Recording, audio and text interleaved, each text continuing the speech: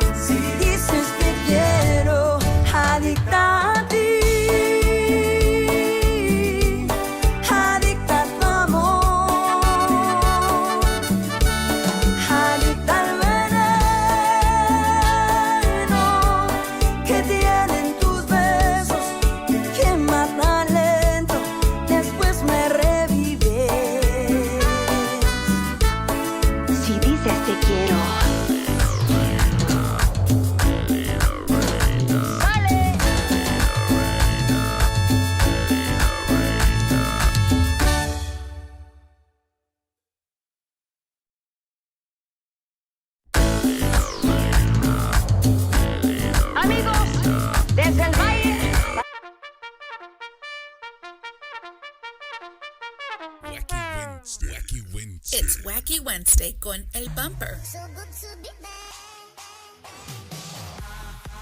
Unfiltered, the real deal. No pre-planning, no chingaderas. Straight up from the bill. Wacky Wednesday. B-Town's very own.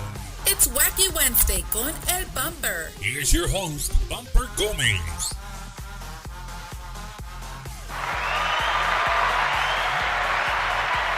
And we're live. Welcome to another episode of Bumper's Wacky Wednesday, wherever you might be, wherever this beautiful, nice and cool Wednesday might find you. It surely ain't cool down here in South Texas. So wherever you're watching from, thank you for joining us.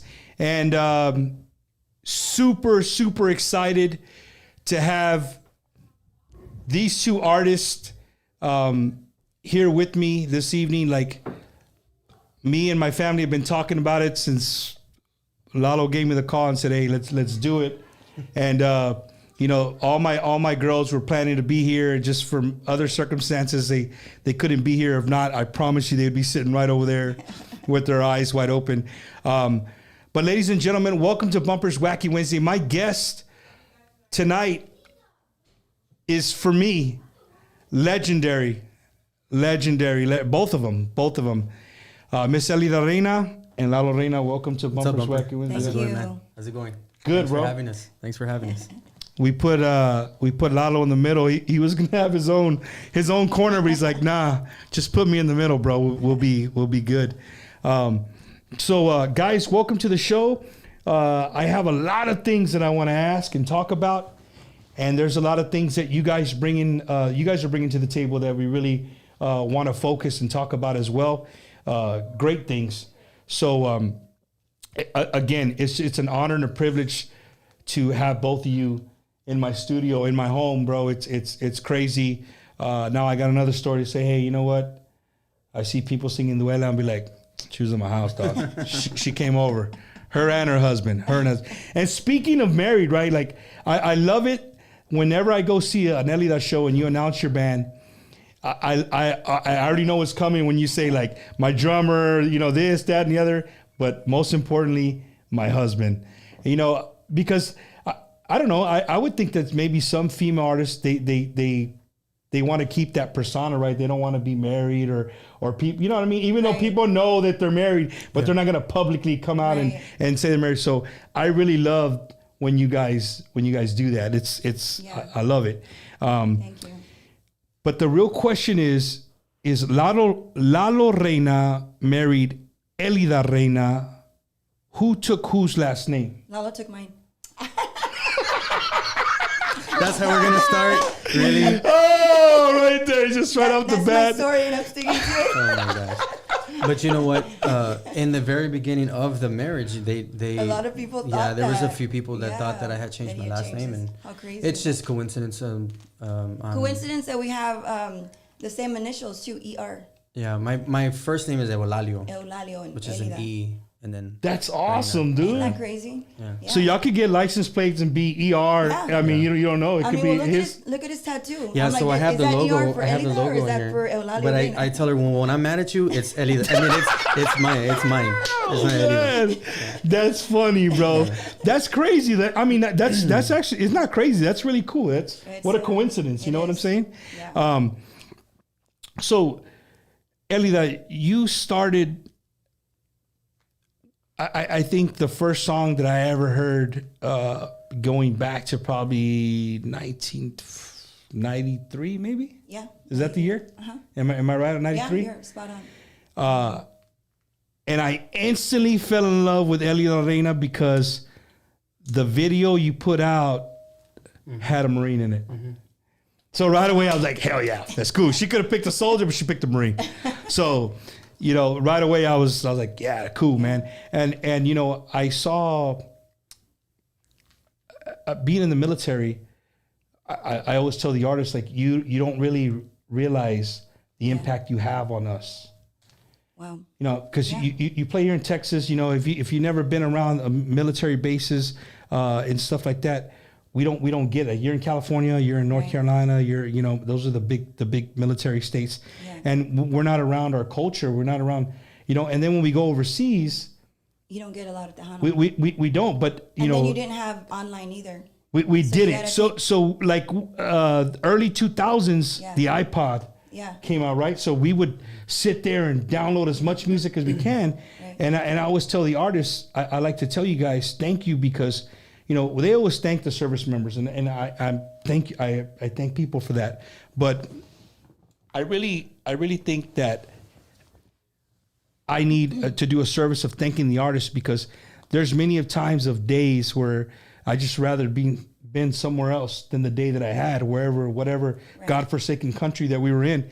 You can go back and hear an Elida song, hear any Tejano music, and it just takes you back to home, and it makes you realize that the world's still spinning, home is still there, and it's great. So I want to thank you. If you fast forward to 2005, it was 2005. Yeah. That's where we met. We met overseas. We were playing for the troops.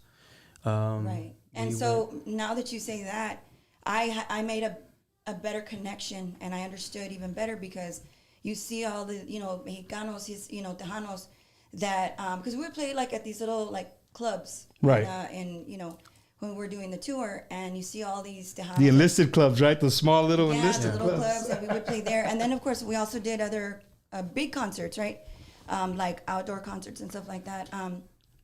But that's when you really see and get... The mic's going to fall. Wait. Got it. I'll hold it right here. You hold it? Okay. Got it. That's when you really feel how much they love Tejano music and how much they miss. I never realized... And that's because we were away for 2 to 3 weeks, and I'm like, gosh, and I'm ready to go home. And a lot of them have to stay a year, 2, 3 years, Yep. you know. For and sure. I really felt for you guys. I really did. I mean, that's when it really hit home for me, or that I understood it better. That I had more of a respect for you guys and what you do. That's Kudos to you guys. I appreciate that. Yeah, because months and years really go really quick, man. You know what I mean? Sometimes, depending on where you're at. So, 90s.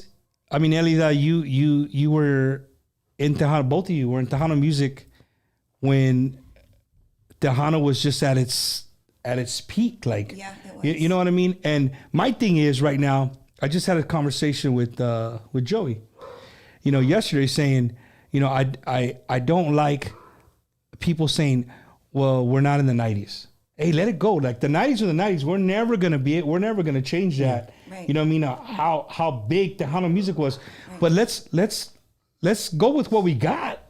Mm-hmm. And let's ride the wave. Like, you know what I'm saying? Like, let's spread the love. Let's do that. I think if more people would do that, I think our genre as a whole would grow more. You know what I'm saying? I think people are just we're so stuck in the past. I think because people wish they can go back to those times for whatever reason. Maybe it was a great time in my career as well. But these are different times, different circumstances. I mean, look at the conditions of the world too. I mean, look at COVID. I mean, we just went through a 2 years of not performing. So for us, I mean, it hit all of us performers. It hit us hard. It hurt us, in a lot of ways, because we weren't performing, obviously, and financially. Right. It was, hurting us, but gracias a Dios, things are somewhat back to normal. We're doing what we love. We're back at it again, slowly but surely. And so, I mean, like you said, I mean, we're not in the 90s, but we just have to make the best of it. And the music continues to evolve. I mean, I'm not the same person I was in 1993. I mean, I was 21 years old. I'm a lot older, a lot wiser, a lot more. I was very, very naive back then, but I was so determined to make it. I was willing to just sacrifice everything because that's how bad I wanted it. I just put my whole heart into it. You're grinding every day, all the time.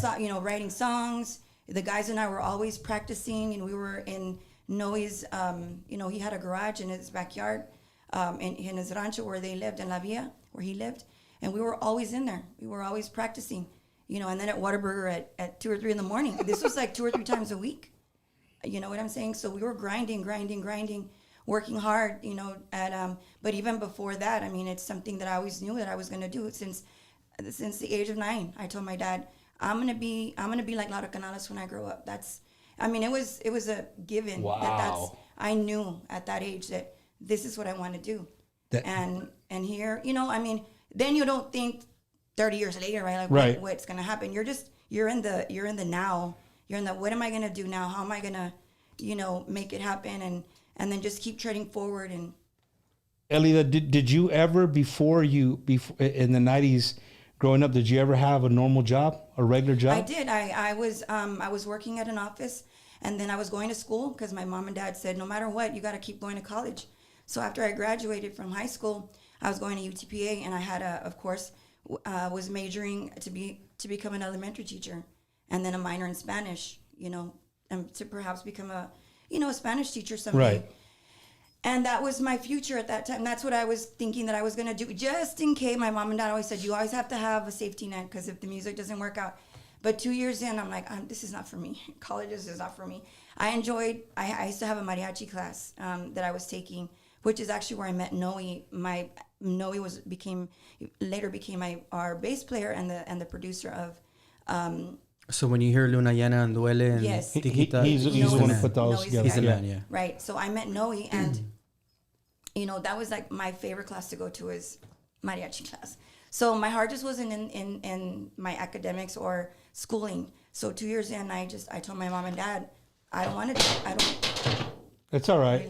It's Joey's drum. It's Joey's drum. Oh, it's Joey's? Yeah, don't worry about it. Should I He'll kick send me it a couple another more one. times? You're You're good. You're Man, good. You're good. Don't worry mics about are it. Leave falling it. down. Yeah. The mic's out. Here, let me move this. It's okay. You gonna move it back? You know what? I was gonna move back. What I was gonna say was that she has a cool story. Man, I feel bad. Just leave me know like that. When she said that when she first met Noe, that she was trying to. We were having tryouts. They were having tryouts, For and so my- she took Noe, I think, to your tryouts, right? Yeah, I was trying out guys because I was trying to make a band at that time. I mean, if And- you want to go way back. No, yeah. Okay, That's, all right, that's cool, why cool, we're cool. here. Okay, cool. Yeah, we're trying to make a band, and so I'm like, hey Noe, I'm having band tryouts. You want to come to mine? He's like, okay. If I go to yours, will you come to ours? Because we're having tryouts for we're looking for a singer. And I was like, okay, sure. So he came to ours, and it was cool. You know, I was like, okay, whatever. And then, It's cool. yeah, I mean, he's an amazing Right. musician, no doubt, hands down. But then when I went to his tryouts or whatever, and it was him, and I walk in, and it's Javier Perez. It's actually it's Gilberto Perez's studio, so it's there in Mercedes in my. He's a hometown. legend in the valley. Yeah. Gilberto Perez, of course, the legendary Gilberto Perez. And so I walk into the studio. I didn't know what to expect, and it's just a bunch. I walk in. It's just a bunch of guys, right? Young. Everybody's like, we're all in our, 20s, Early and 20s. Early 20s, and I see, Javier, and I see Cande, and who else was there? I think Beto was there. That's the vocalist they had at that time, because they already had a singer, but they were looking to bring in somebody else, I guess, to maybe kind of, Change it up a little yeah, bit. I guess to change it up. Right. And so they kind of looked at me, and I felt like, well, like, what does she got? But Noe had a lot of faith in me. And so I walked in. We're like, okay, well, what do you know? And then we kind of went through a couple of songs. And at the end, I could just tell they're all kind of looking at each other like, damn. And I was like, shit, I hope it's, they like it or. So then at the end, I don't know, we clicked. Like, we just hit it off. Everybody just kind of From the first time. We did, but they were still kind of, they had their guard up, because they're like, what's this chick all about? Like, is she, se cree, is she big-headed? I know that's what they were thinking. I mean, that's typical in anything. A girl comes into anything Right. male-dominated, of course, most guys are going to be like, Yeah, who do you think you are? You know what I right. mean? Yeah. And Javier, or the drummer, who is somewhat the leader of the band, who's Gilberto Perez's son, he's like, well, just so you know, like, he's the star of the band, which is Cande. Basically, in a nutshell, Cande's a star, like, because at that He's time, the accordion player. Cande was accordion Player, yeah. and he's toured with Selena. I guess there was a time when he toured with her, so he was kind of, they saw him like a prodigy because he started at a very young age playing accordion. I mean, there's videos of him, if you go online, where he's 8, 9 years old, playing with Gilberto. So, he was somewhat of a prodigy, so to speak, right? And so they, Cande, and it was like, well, you're just gonna be the singer, I'm like, I was like, I don't care, I just wanna sing, Right. I always like, I'm a team player, I don't care, I just want to do this, and sure enough, I mean, once the band formed, it was like, okay, we're gonna name the band, and then we all put little pieces of paper and put them in a jar, and we're like, everybody had a different name to pick because we needed to find a name for the band, and then I remember Cande had the name Avante, and I was like. And everybody loved that, and I was like, "Okay, now I like it." And How was it, it Elia? stuck. When you saw I the was name? kind of like, "Really, really?" I mean, when he told me what it meant, what Right. what it signified, and everything, which means to advance Yeah. and all this, I was like, "Okay, I like that," But it was just gonna be Avante. It wasn't Elida y Avante. It was just Avante. Avante by itself. And so that's how that started. So once we got with the label, we got with Sony Discos. Well, the stepchild, let's just say it what it is. We were the stepchild of Sony Discos. We were Voltage. You weren't the main. We You were weren't just the, like- no, we were not with Sony. So we weren't like our main artists that they had at that time, which was like Fama and all these other bands. We were like the how can you say, I don't know, just the stepchild of Sony Discos. Voltage, I guess you can say. Voltage Discos is the name of the record label. So they had us and a couple of other artists, Palominos being one of them.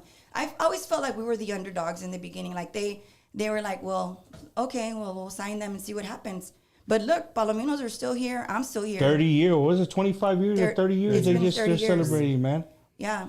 And I always felt like they underestimated us and what we could do. And then I was a female. And so they were like, how far can she get, you know? But they were under Mafia. So when they went into the first, going into the first album, which is, I've probably done 10 albums for her, but that's still my favorite album, which is the first album, which is Atrévete, right? So when they went in to the studio, they went into Houston and David de la Garza and Mando Lichtenberger. Yeah. And so they were like, Mafia was the queen. I mean, they were the kings. They were the main band, and everybody was kind of circulating around them. And so they would send Palominos and Elida together. Yeah. And Luna Llena hit, Corazón de Cristal hit, right? Yeah. And it same was time. Like, it was around the same time. Yep. Yeah. This is back when in 93. Because I remember, now that you say it, I remember seeing a lot of shows where right before I joined the military, it was Palominos and would open up for La Mafia. Yeah, and I remember going to the Yellow Rose in Corpus in like, I don't know, 97 or 98. I was in high school. And I saw Elida, Palominos, and La Mafia. To me, that was because I don't have to tell you, Mafia is is our favorite band. Yeah. Bro. And then so you have Palominos, which is another one of my favorites. And still to this day, Lalo? What? La Mafia still the band? Bro, that's the only band that will go like, we'll stick around to see, or we'll go see, or they're just like, to us, like we still, I mean, they're our friends, bro. Like they're our friends. Right.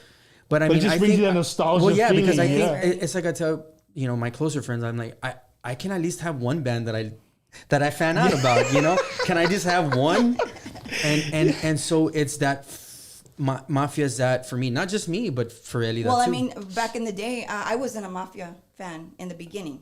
Okay, but the band, all the guys were, Cascande, and they were always playing the Mafia. And so I was like, but what about Mas? I love Mas, and then they're from the Valley. So it was always, they had the feud they too. They had a feud, but I mean, I was like, I don't know, I was torn because I really love Mas. But then Mafia just like more and more, they kept kind of growing on me. And then once we signed with Voltage, and we were around that circle, and we were at Houston Sound Studios, and then being around Mando's sister all the time, we were always listening to the cassettes in the car, and I was like, oh my gosh! And then it reminded me of being a kid, and growing up. We used to go to my aunt and uncle's restaurant, Rubio's Taco House, and when we would visit, they would have all us kids, cousins. We would go clean all the tables, and they had a jukebox, and they played a lot of La Mafia. And those were the songs. That stay in here. And they always stuck. And I'm like, oh my gosh. All those exactly. So I got to tell you something. I made the connection there. Like I've loved them all along without even realizing. So this is my connection. So before that, and I'll just make it brief. Before that, my favorite band was Fandango USA, and Balde Munoz was the drummer. And when I say I've known them all my life, my parents would go to the dances with Lauro Canales, right? And Balde was the drummer. My parents would give me a car or a toy, and they would put me behind Balde on stage, and I would just sit there. I was 3 years old, 4 years old. Behind the drums, behind Balde. My parents would go dance, right? This was 83, 84. So when Balde retired, he asked me to play the drums in 97. So he's your hero. He's my hero. I got you. Okay, but in 87 or 88, we go to the ranch. My dad had a lease. And we're walking to a deer blind, bro, right? And as soon as we're going to walk up to the deer blind, pues it's got the ladder, right? There's a tape, okay? There's a tape that's just chilling right there on the dirt. So I pick up the tape, and it says La Mafia Live 87. Was it bone-colored yellow? Yeah. Yes. So then, I don't know. I don't really, I'm not comprehending what songs they had or whatever. So, I mean, of course, I heard La Mafia, but I couldn't match the songs. I was so young. But we go to my dad's truck, and the first thing, as soon as I put it in the tape player in my dad's truck, the first thing I hear is... Tengo un amor, right? And it was almost like fate. Like it wasn't another song. It was a drum riff that as soon as I put it in, I put it in. So I was like, what the hell is this? What's going on, right? That was like Love at So First Sight. it was, Love at First Sound. So as soon as I heard Mike, it changed my life, bro. That was it. So after 87, 88, that's when I started becoming a Mafia fan. And so to this day, his influence on my drumming is still there, bro. I gotta go. People are probably gonna get mad at me, but I gotta go with what Elida said in the beginning. Like I grew up, during the whole Mafia Maz. Like I was always more a Maz guy. Like just because my Tio Juan, I got an uncle, man, and he used to. I had a job at a grocery store, dude, and I would go buy Kmart. I'd go buy the CDs. I had a CD player, and I could record to a tape. So my Tio would come and be like, "Hey, man, I bought some tapes, blank tapes. Can you?" We'll go half on the CD and record the thing. And he was a huge Maz fan. So but not to say that I'm not a Maz fan. No, yeah, of course. I mean, we're just talking about La Mafia. And last week I had Chente here, and same thing. Like we started talking, he goes, "Oh, is Joey watching?" You can't talk bad about La Mafia because the thing is that Joey's. I mean, I'm hardcore, but Joey's on another level. Oh, dude, it is. It's definitely on another level. Another thing, Elida, is I think, I don't know, I dug a little bit. I try to find something, if you talk about it a little bit, how in the heck, all these years you've been on the road doing your thing, and you're a mom, you're a wife, like, how do you juggle that? Like literally, I've gone with Mike. I was just with Macizo yesterday. Shout out to Macizo. They're watching. I was in Pearsall with them. Like, I can't do that shit every night.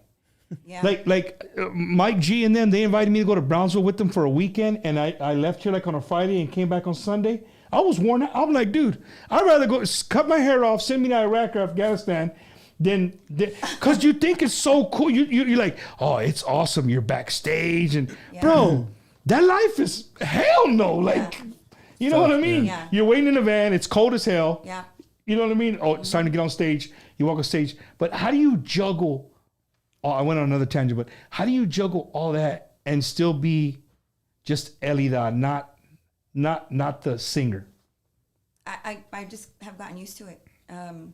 When I started, I mean, it's funny because I'm the way you see me now, dressed up and everything. And then I have to be like this till 2 a.m. And that would, till after the show, the way you see me, sometimes I would go back home, driving home because there was nowhere to change. So I would get back and I'd be like all like hot and sweaty, still in my outfit, and it'd be 9 o'clock in the morning, getting from the show, like say in Houston, coming home. And so you just get used to it. I mean, we've had situations where lots of situations where we take bird baths, or we had an RV and our shower would break. So we had like gallons of water and we would but those are like some of the best showers. I don't know. That's just me. I just love it. You gotta love it. And you gotta be in for the long haul because you're gonna have to tough it out because there's a lot of times where you gotta pee and you pull over, and my manager and I back in the day, there was nowhere to pee. So like we just pull over and we just go to the back, and only on Wacky Wednesday, bro. Only on Wacky Wednesday. And we would just do our thing, but it just became like the norm. I don't know, like you just get used to it. I mean, I never had the luxury in the beginning of, we had an RV. My dad bought us an RV, but sometimes when it broke down, we eventually just had a van, right? A 15 passenger, and what do? You just gotta do But what you gotta do. Would you take the kids with you? Like, but I was once about to say that our sometimes. kids are so used to, well, especially our daughter, because that's all she's ever known. 15 years, and we've been on the road every weekend, right? So that's all she's ever known. So she's so used to, okay, Thursday, mom and dad are gone. Yeah. And so that's what she's used to. And so COVID, she was like, when are y'all leaving? Yeah, y'all got to get away from me. Because she's been so used to it. Right now, Natalia and Justin, they're older. They're in their 20s. But even them when they were younger, because they were so used to me being home. And the first 2 to 3 years, I took time off because at that time, that's when the band and I had gone our separate ways, and they were doing the frijoles thing, and then I was trying to regroup and see what the hell I was gonna do. which at that time I was just mom, and I was still kind of like I would do a little gig here, a gig there, just to quitarme las ganas because, that's that'll never go away.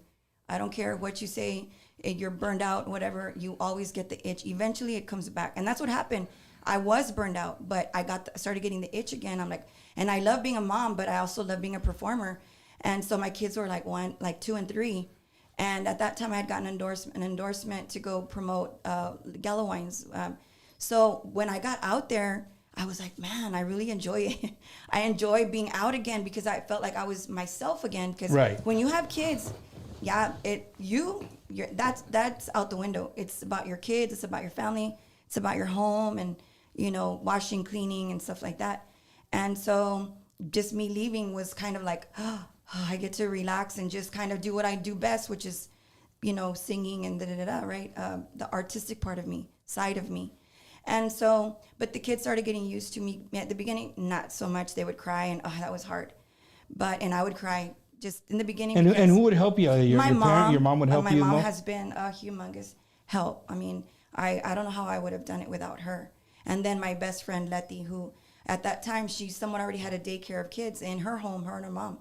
And so when my mom couldn't, because I think my mom was still working, I would leave them with Letty. So if you ask my kids, to them, Letty is their second mom. My mom too, of course. And to this day, still, I mean, she's very close. Yeah, she's still my best friend, and we do everything together. But they're the ones that have helped me the most. And then now Miss Reyna, once we had Layla, we would drive up from the valley to Corpus, and we would drop her off, and then pick up some of the guys, or whatever, and then go to the next. So we would have to. So let's check She's this part out. of the road trip. So we would leave the valley. And then we would have to go to Corpus and drop off Layla and Robbie, who's Mafia's percussion player. So we would be driving and we see Robbie and Layla in her car seat, and we would drive up. So that's how long we've gone back. Obviously being on the road with I was just telling the story the other day that when we went into the studio with Freddie Records, we had to tell Freddie after he decided to sign us for the 5-year deal, right, that she was pregnant. We didn't tell him before. We told him after. We said, by the way, Elida's pregnant. And you already signed. We hadn't signed, but it was pretty much, it was already. We were about to. We were about to. We just kind of wanted to give him a heads up. But it gave us ample time to work on That's what we did. Our album. Yeah, we worked on the record. And just kind of get ready. It was a Domingo record, yeah. And the difference is between a male and a female, like obviously, like we got to work just as much as a man does. I mean, this is our bread and butter. So regardless of me being pregnant, I performed with all of my pregnancies till maybe not Justin so much, but Natalia, I was about 7 months when I came off the road, 7-8 months, and Layla the same. Wow. And 2 weeks after I had Layla, we had a quinceañera, a private event in Midland.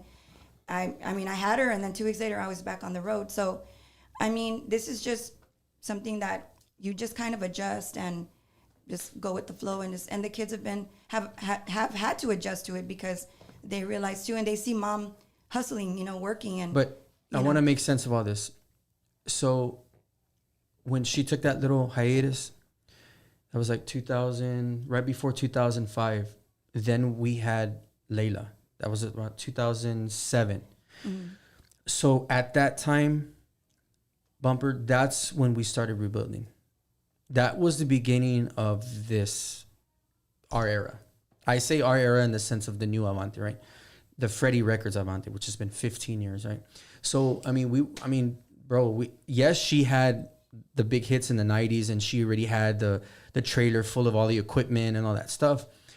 But we had to rebuild after she took those few years off. We had to rebuild again. It was almost like starting all over again. Yeah, it was. And I remember Chris, at that time, my manager, he's like, you had hits then, but it doesn't matter. It's like people back then don't remember you from 10 years now. You just have to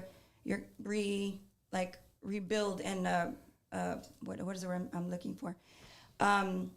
Basically rebuild and rebrand yourself. Right, rebrand yourself. Yeah, exactly. Yeah, because when we started, we started at like you said, pretty much the pinnacle of the Tejano music. That's when things were booming and everybody was just doing their thing, and we were just getting started. So we were just like excited to be a part of it. I mean, that's when You go to the Tejano Music Awards, there was 50,000 people there in the Alamo Dome. I mean, it was red carpet. Like, unheard of. I'm hoping this year that they. Have you been to that tech center, dude? No. Have you seen it? No, the I tech have center. No, dude, that is a one of a kind place. And I'm hoping that TMAs this year they put on a show and I'll tell you, Vegas just happened this last weekend, and for me from the outside I didn't get to go, right, but from the outside looking in, it looked like there was a lot of people there. Yes. The genre was, people were enjoying it, so I'm hoping that carries over to the Tejano Music Awards and that it comes back to what you said. My only argument with that, and I voiced my opinion before, is that I loved and I lived for. I mean, every artist looked forward to the Tejano Music Awards. I remember, I would start working out more. I would start eating better. I wanted to look my best. We'd have gowns made, and it was like the thing of the year. It's like it's the biggest thing for us. It was the biggest thing in Tejano music, and I mean, I just wanted to get back to that again. But I wanted to also say that I think what has also not been to their advantage is that they separate the fanfare from the actual awards now, and I'm hearing that they want to bring it back together, do it together again, like have a fanfare and then do the awards. Is what I'm saying. In the same weekend? That's how they used to do it. You really? remember that? Yes. Well, I left here in the 90s, okay. and so I only come to visit. Yeah, the that thing was is, the way Bumper, they it's did it. hard to get a main, like an A artist on a Saturday when you have the awards. It's just hard, bro. But back then, You know what I'm saying? Yeah. Now, it's Right. just No. hard. It's hard yeah. to go after the bigger bands when it's a Saturday and that's their money. That's the money that's night, the money bro. maker, I mean, yeah. that's just the way it is. For sure. So I mean, we've talked to numerous people and saying, well, why don't you all maybe move it to a Thursday? And maybe more bands will show up. I don't know. but then maybe we would again, go. I don't know. Again, if you have 50,000 people there, then I wouldn't mind playing there on a Saturday. If you know that there's that many people that are gonna, you know what I'm saying? Well, I mean, I see that the fanfare brings so many people from, I did an interview in this fanfare. I went around and I interviewed people like, hey, where are you from?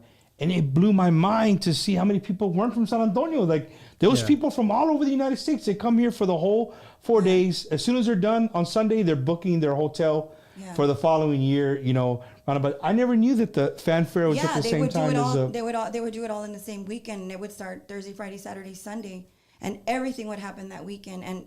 And then one day they just stopped doing that, and then they separated it, and they would have the fanfare one weekend and then the awards. So what happens is people would rather go to fanfare because there's more going on, right? Whereas opposed to when you crunch it all together. And that's just how I remember it, and it was just so much fun. And I remember like every day there was something to do. All these radio stations and record labels. I mean, everybody, the who's who of Tejano music was here in San Antonio. And I mean, I wish that would happen again. I really do wish that would happen. I mean, I remember I see videos, YouTube videos, and I stay up and have some drinks by myself, and I do what most people do, right? You just go through YouTube and you see an old videos of the Tejano Music Awards, and I mean, you're literally right. I mean, it was limousines, like cameras as soon as you guys would walk out and walk in. I'm hoping that it goes back to that. We would even have at that time we were with Chris at Tejas, and he would have like a pre-party for all his artists, right? Mm-hmm. So we would all perform there at Cadillac Bar. So we would do that every Thursday, every time they had an award show come up, and that was so much fun too, because they had a band playing downstairs. And then they had a band playing upstairs and then outside, and wow, yeah, it was great. Well, I mean, hey, the stuff's here to do it, bro. People can still do it. People got to get around and do it. Elia, before we started going into the awards, right? You brought up something like when you first started, you walked in, the guys looking at you and like, man, who's this girl? Like, what is she about? Whatever. But you're in a very male dominated genre, right? Yeah. How do you carry yourself being the only girl sometimes in a 15 passenger van going for 20 hours and before you were married, after you're married, like is it I always wanted to ask, like, do you put up boundaries? Like, hey, before to get mad, none of you better be farting. Nobody better be talking shit. Nobody better be cussing. Like, you know what I mean? Are these lines drawn and like, okay, or it's kind of like a... No. Oh, in the past, yes, they pass gas, this and that. And I remember this one incident. I was driving because we all, Avante and I, we would take turns driving. And we were crossing. We were like in Oklahoma, and I was a designated driver. It was my turn to drive, and Epi was my co-pilot. Mm-hmm. That's what we called him, right? The co-pilot couldn't fall asleep. Everybody else could fall asleep in the back, but the co-pilot couldn't. But it was during the day, so everybody was up, and I'm driving. Mind you, there's a trailer attached to the van, so we're crossing this. It's like a bridge, a humongous bridge, right? And somebody passed gas, and it stunk so bad, and it pissed me off because I would, like, we were choking. It was so bad. It was so bad. I had to roll the window down. So when I'm rolling the window down, all I hear is the Epi say, "Babe, babe, babe." And so I guess I was veering off into the. I was already gonna hit the railing on the. From rolling down the window. Because I was because I couldn't. I was gasping for air, and so we almost wrecked because of that. But as far as the guys, no, everybody, I've never had to tell them, like, be respectful. Or I think it's just a known. I mean, it's something that should be, like respect. And my question is more. They know a girl's in the van. Yeah, and that's the way I would be. Like, if there's a girl, like, hey, man, you don't say stuff like that, right? Yeah. But I'm just saying, like, after so many years, you become family, dude. Like, yeah, we're family. I mean, they're your brothers. I mean, you're with them every day, all day. You're with them all the time. They see you. I mean, and your worst. They see you at your worst. So it's like, I mean, we're just we're a team. We've been blessed to have the as far as like just in my 15 years with her, that the guys have been so respectful. And just the other day we had Jacob, he just got married, our accordion player, and we had like this beautiful wedding. It was. Picture, yeah. We had this. Everybody showed up from our old guitar, the past guys 3 guitar players or the past bass player or whatever. Yeah. I mean, it was family. It was family. Yeah. And there, I mean, honestly, there's not a lot of, or there isn't. Well, not for us, any sort of like, well, man, I could do it better, or whatever. Like if I call Dusty, who was with us for so many years, to come in and fill in, or he'll come in a heartbeat. I'm pretty sure it's like that for the majority of the guys, right? But and if they need anything, we're there for them. Yeah. And I feel that about all of them. I love them all. They all have their quirks. Everybody has their something. But that's what we joke about them all the time. Like we're on the road and we'll see something and we think of Danny, because he would always say these funny things, right? And mira, whatever. It would. I just feel like it starts with leadership. That's my opinion. Like if you can lead a band and you're a good owner and you treat them right, they're going to take care of you, man. At the end of the day, they're going to take care of you. I just feel like sometimes, like, I mean, for all this time, we've always had a road crew, right? But as soon as that trailer closes and everything is in, they're just my friend. Their job is done. Now, don't disrespect me or don't respect L, but they know, like, hey, this is my job. This is my job, and they know what to do. And it's been like that for so many years. Like we've had so many guys work for us, but we don't treat them like that. If I see them at the mall, if I see one of our old road crew guys, like, hey, I'm gonna treat them like a fucking human being, bro. You know what I'm saying? Just because they wrap cables and put up lights doesn't mean they're below me, man. You understand what I'm saying? Because you've been there, you've done that. Yes, bro. When we first started and we were buying all this equipment, we couldn't afford road crew, and so I had to fucking load the trailer and I had to put everything up. Well, not just me, but the whole band, right? It wasn't until we started getting a little bit, where we could afford it. Elida just hold up a cable and be like, "Here, Lalo." Where we could afford it, and I mean, so I want to say for the past 10 years, we've always had at least 4 or 5. At one time, we had 6. We had more road crew guys than band members, or at least the same.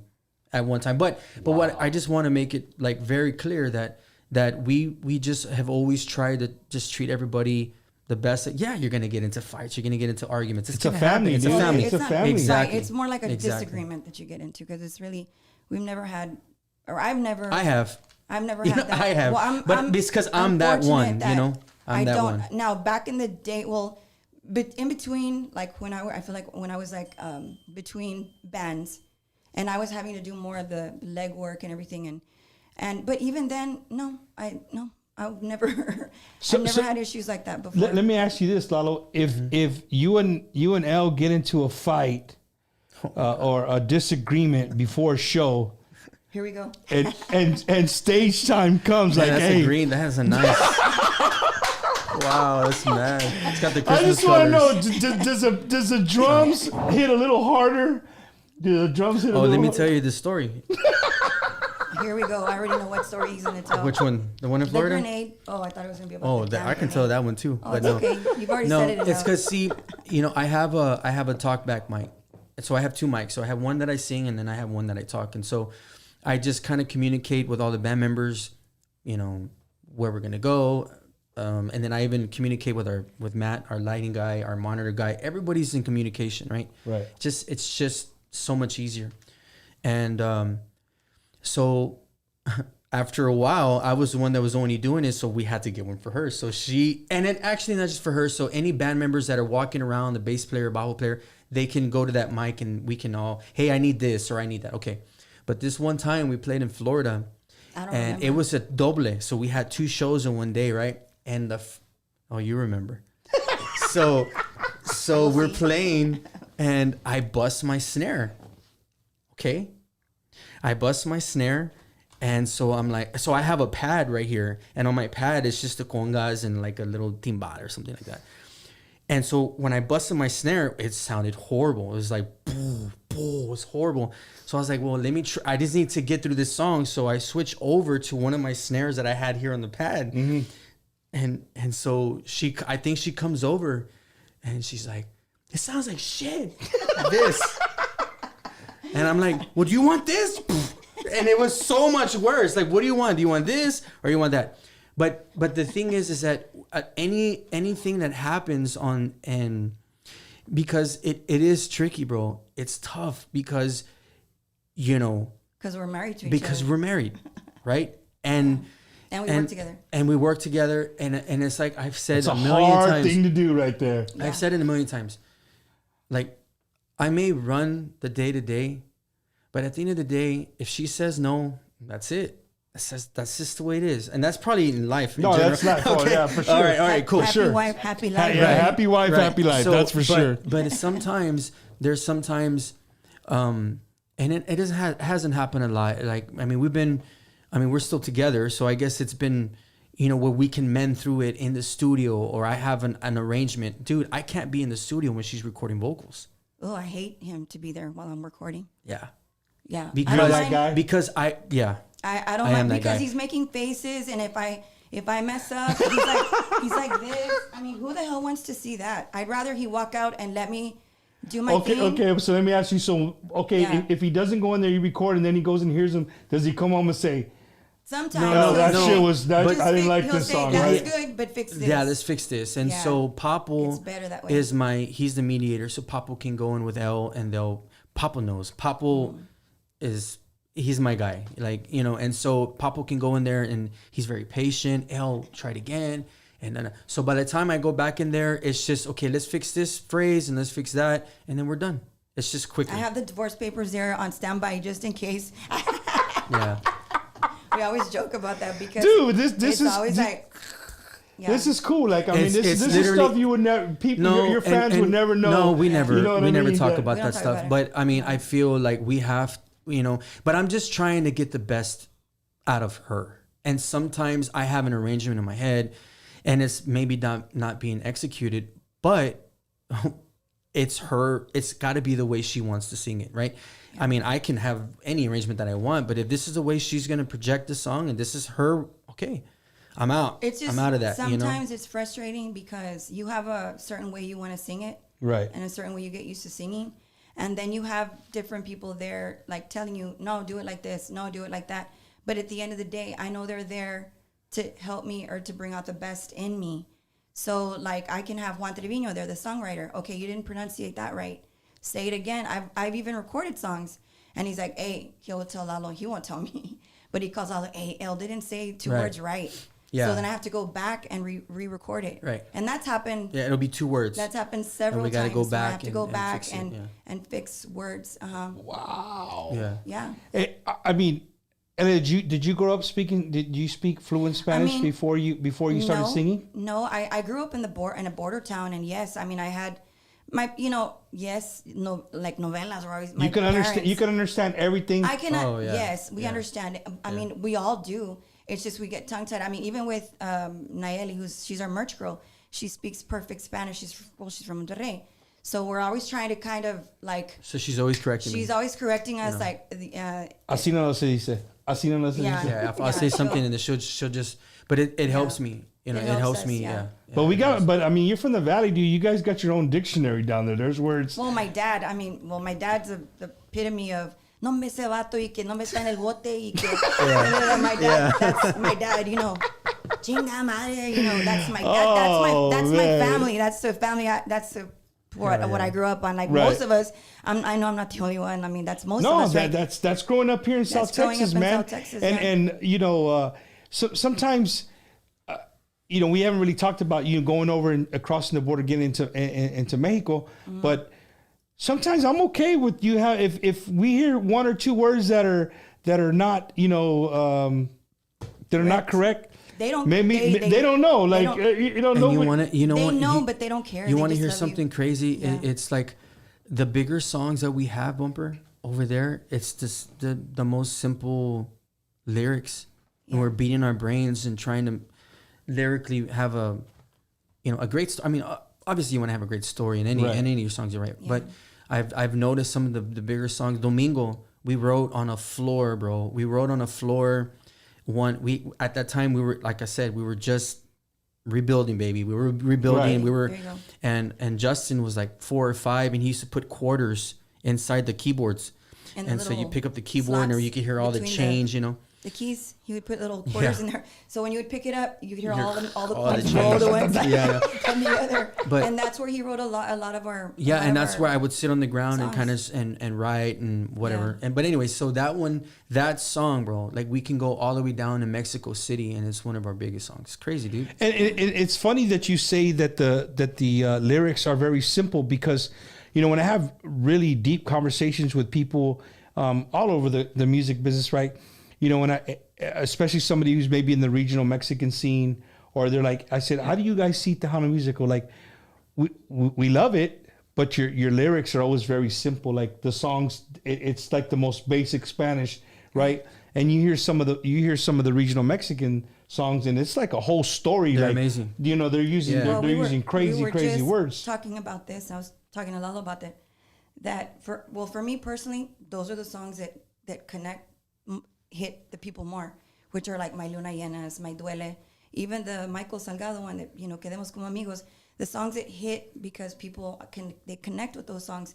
And now you look at the artists that are hitting now, like the Firmes, and all of these groups. I mean, it's the songs, It's the connection. it's the lyrics, it's the things that they're singing about, and that's where I kind of took a minute and thought about it. It's like, that's where I need to reconnect too, because, and maybe not, because I used to do a lot of songwriting, and through the years I just have been intimidated because you have better songwriters, and you're like, I can't write like that. But she's so hard on herself when one of our biggest songs is hers. Is Duele. That's it is.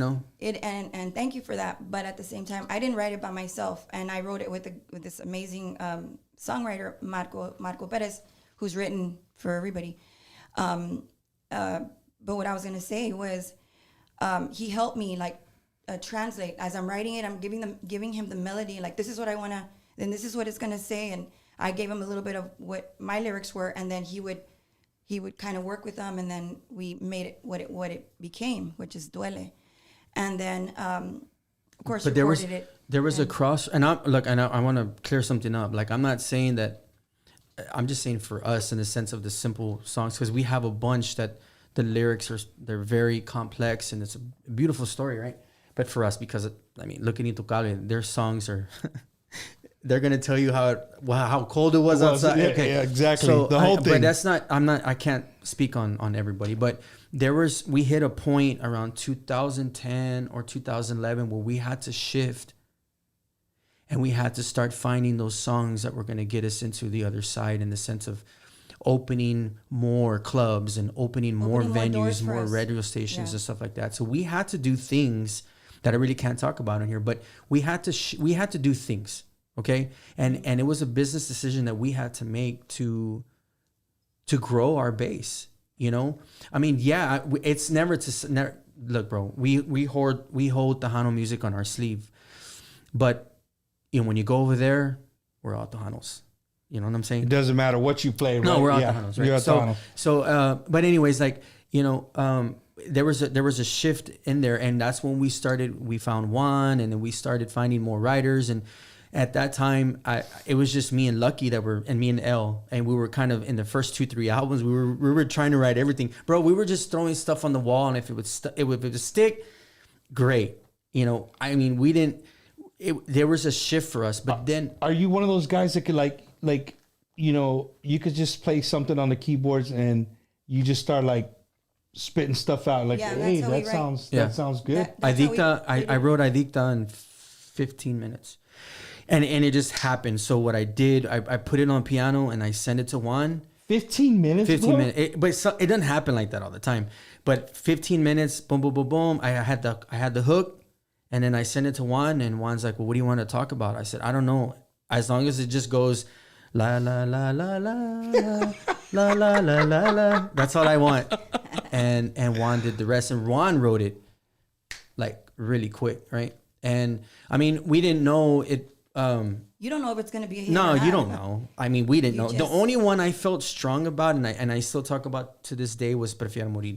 That was the one that I felt like, okay, I feel like we could, because my ass was on the line, bro. My ass was on the line, like on that record. And how is the Mexico side for you guys? Like when you guys do a show, I mean, it's rocking. Crazy, bro. It's ridiculous, right? Yeah, it's another. It's a different onda. Yes, It's beautiful. She doesn't have to sing. But you have to go on stage like at 3:30 in the morning. That's the only thing that kind of sucks. I'm already like ready. You're for coming bed. off the stage and the sun's coming up. You have sound check at 7 at night. You go back, and then you can go and sleep if you want to. Wake up at 2 and go to the place. But you know what? It's worth it. Like I remember we would go all the way down to Puebla, San Luis. You meet little girls that are named Elida. They named their girls after Elida. Yeah, we had it's crazy, real man. nice experience. We I think it was Puebla, and we're getting off. They had rented this really nice transit bus for us, and I'm getting off, and the parent with a dad comes over with the daughter, and he starts telling me the story about his daughter, and I mean I freaked because we're in Puebla. I'm thinking, who the hell knows is out here, you know? But it was beautiful, and she was so excited to meet me, and I was excited to meet her, and we took pictures. Beautiful little girl, beautiful. But you know what? We can hold Duele off of that set. It's weird. Like in Mexico, they don't. It's not a hit. They in don't Mexico. care for Duele. We It's play crazy. it, and it's just like next. What's next? So that, which is a big hit here. Right. Yeah, So you know what I did? I asked one of the one of the first times we went. I asked one of the radio DJs, "You make the set list." And he made the set list for me.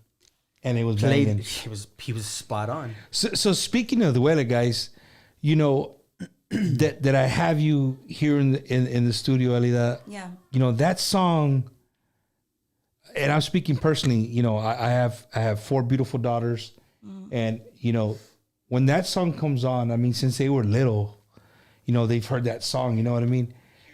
How does it make you feel when you see a TikTok or you see a video? I mean, I've seen it. And the reason I say I know you see them because people will come back and say, yo, Elida just commented on my, and it makes, you don't know. You literally just made their whole year, you know what I mean? By you commenting on a video of a bunch of girls, you know, having a girls' night or whatever, and they sing Duele. And so that you're here, I'm going to ask you, how does that make you feel personally? I love to watch them, and I get a kick out of them. Sometimes there's like a story, and sometimes, you know, they're drunk, they're having a good time, or they're singing with their moms. I mean, that's beautiful when you see them, singing with their tias, and and it just brings me happiness. I know the song is somewhat, Sadness, it's a sad song, but at the same time, it's brought them together. Generations. It's like a woman's that's anthem, a song. Right? And you're right, dude. It's fun. It's funny you say that because look, I think hopefully it loads up here. I have this right here. Check this out right here.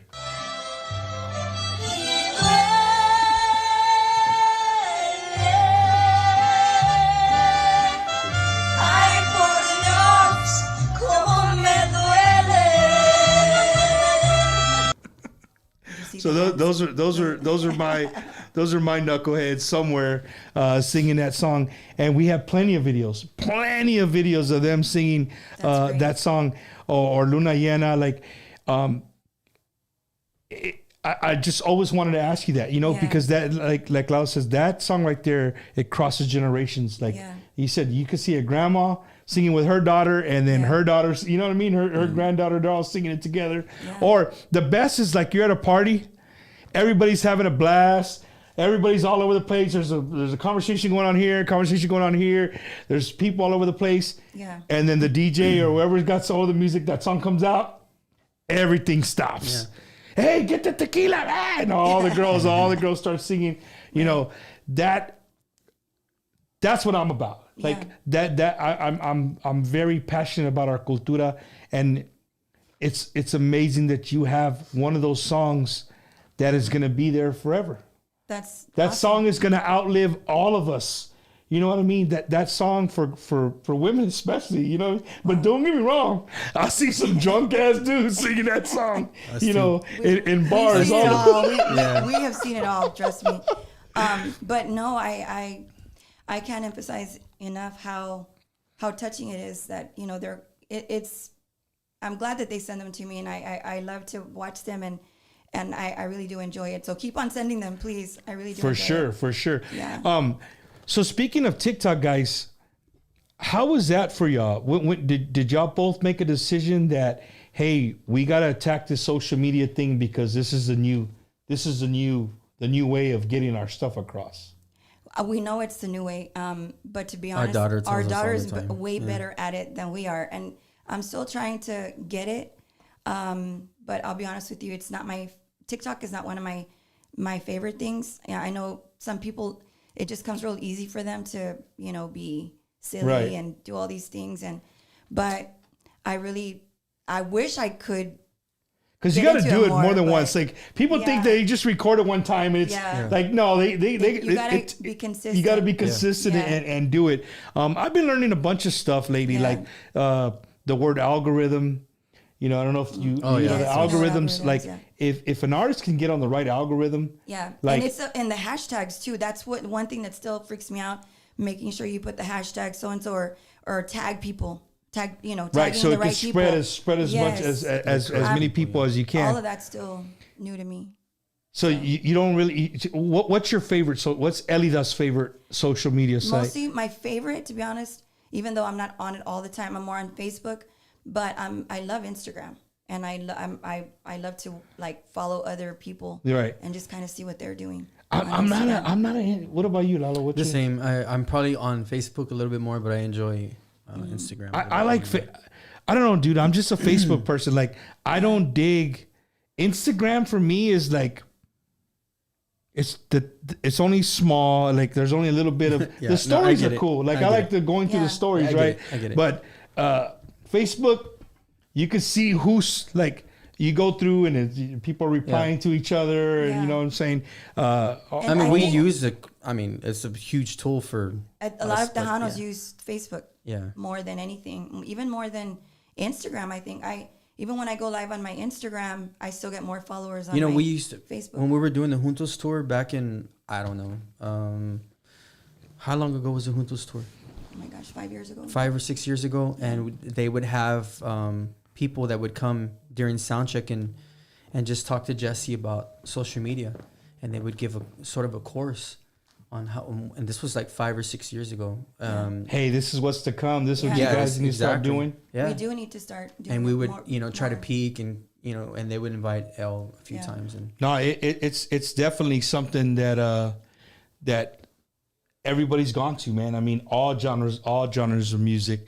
And speaking of music, man, we're gonna pay a little bit of bills here. One of my sponsors of the show, he actually sells homes, man. So if you're in the market to sell your home, buy a home, business, commercial, whatever. My buddy Ricky Ray right here, who's also the saxophone player for La 45, hit him up, man, 956-424-5724. He will help you out. And not only will he help you out, if your credit, Raza, our credit, we're not the best, but if you want to get it there, Ricky Ray can help you get it there. So hit him up, man, 956-424-5724. And then another big sponsor of the show, man. Want a big hug, a big shout out to everybody at createoriginal.com, veteran owned, female owned. To all my friends that are artists, if you're looking at maybe going and starting, your shirts are getting a little more expensive to make, give them a shot, give them a call. Maybe they'll beat the price and you get some shirts made. They have great service. If you have a family reunion coming up, anything like that, you need shirts made, make sure you hit up my people right here at createoriginal.com. And then my buddy Sevi and everybody at the Slack Monster Digital Recording Studio, big sponsor of the show. If you're a new artist, you're looking for a studio to go to, get your feet wet. I don't know if you want to be a rapper, country singer. I don't know. They do it all there. Hit up Slack Monster Studio, man. All you got to do is Google them, find them on Facebook. My buddy Sevi Contreras will take care of you. So, again, thanks again to Slack Monster Studio. And then last but not least, if you're in Beeville, Texas, and you want an ice-cold beer, sponsor the show, Topics Bar. Coldest beer in Beeville, Texas. But don't forget they're closed on Mondays. So don't show up on Monday because there's nobody going to be there. But they're open the other 6 days of the week. Topics Bar. Shout out to my buddy Martin Ramos and everybody out there in Beeville, Texas. Thank you for being a sponsor of the show.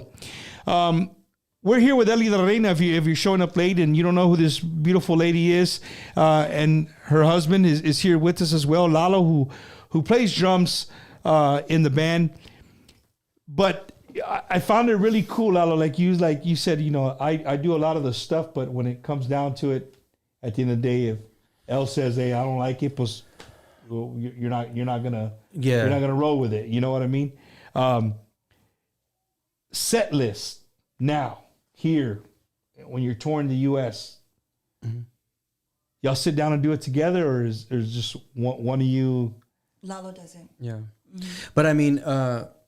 We try to keep it consistent, like I would say whatever tour that we're doing, we try to keep it consistent for not just the band members, but even the crew, and making sure. I mean, we like to have everything on cue, whether it's the lighting or whether it's this song has an intro with the screen. I mean, there's a lot of things that go into we don't just get up there and just perform and that's it. Like there's a whole thing about it. There's a whole...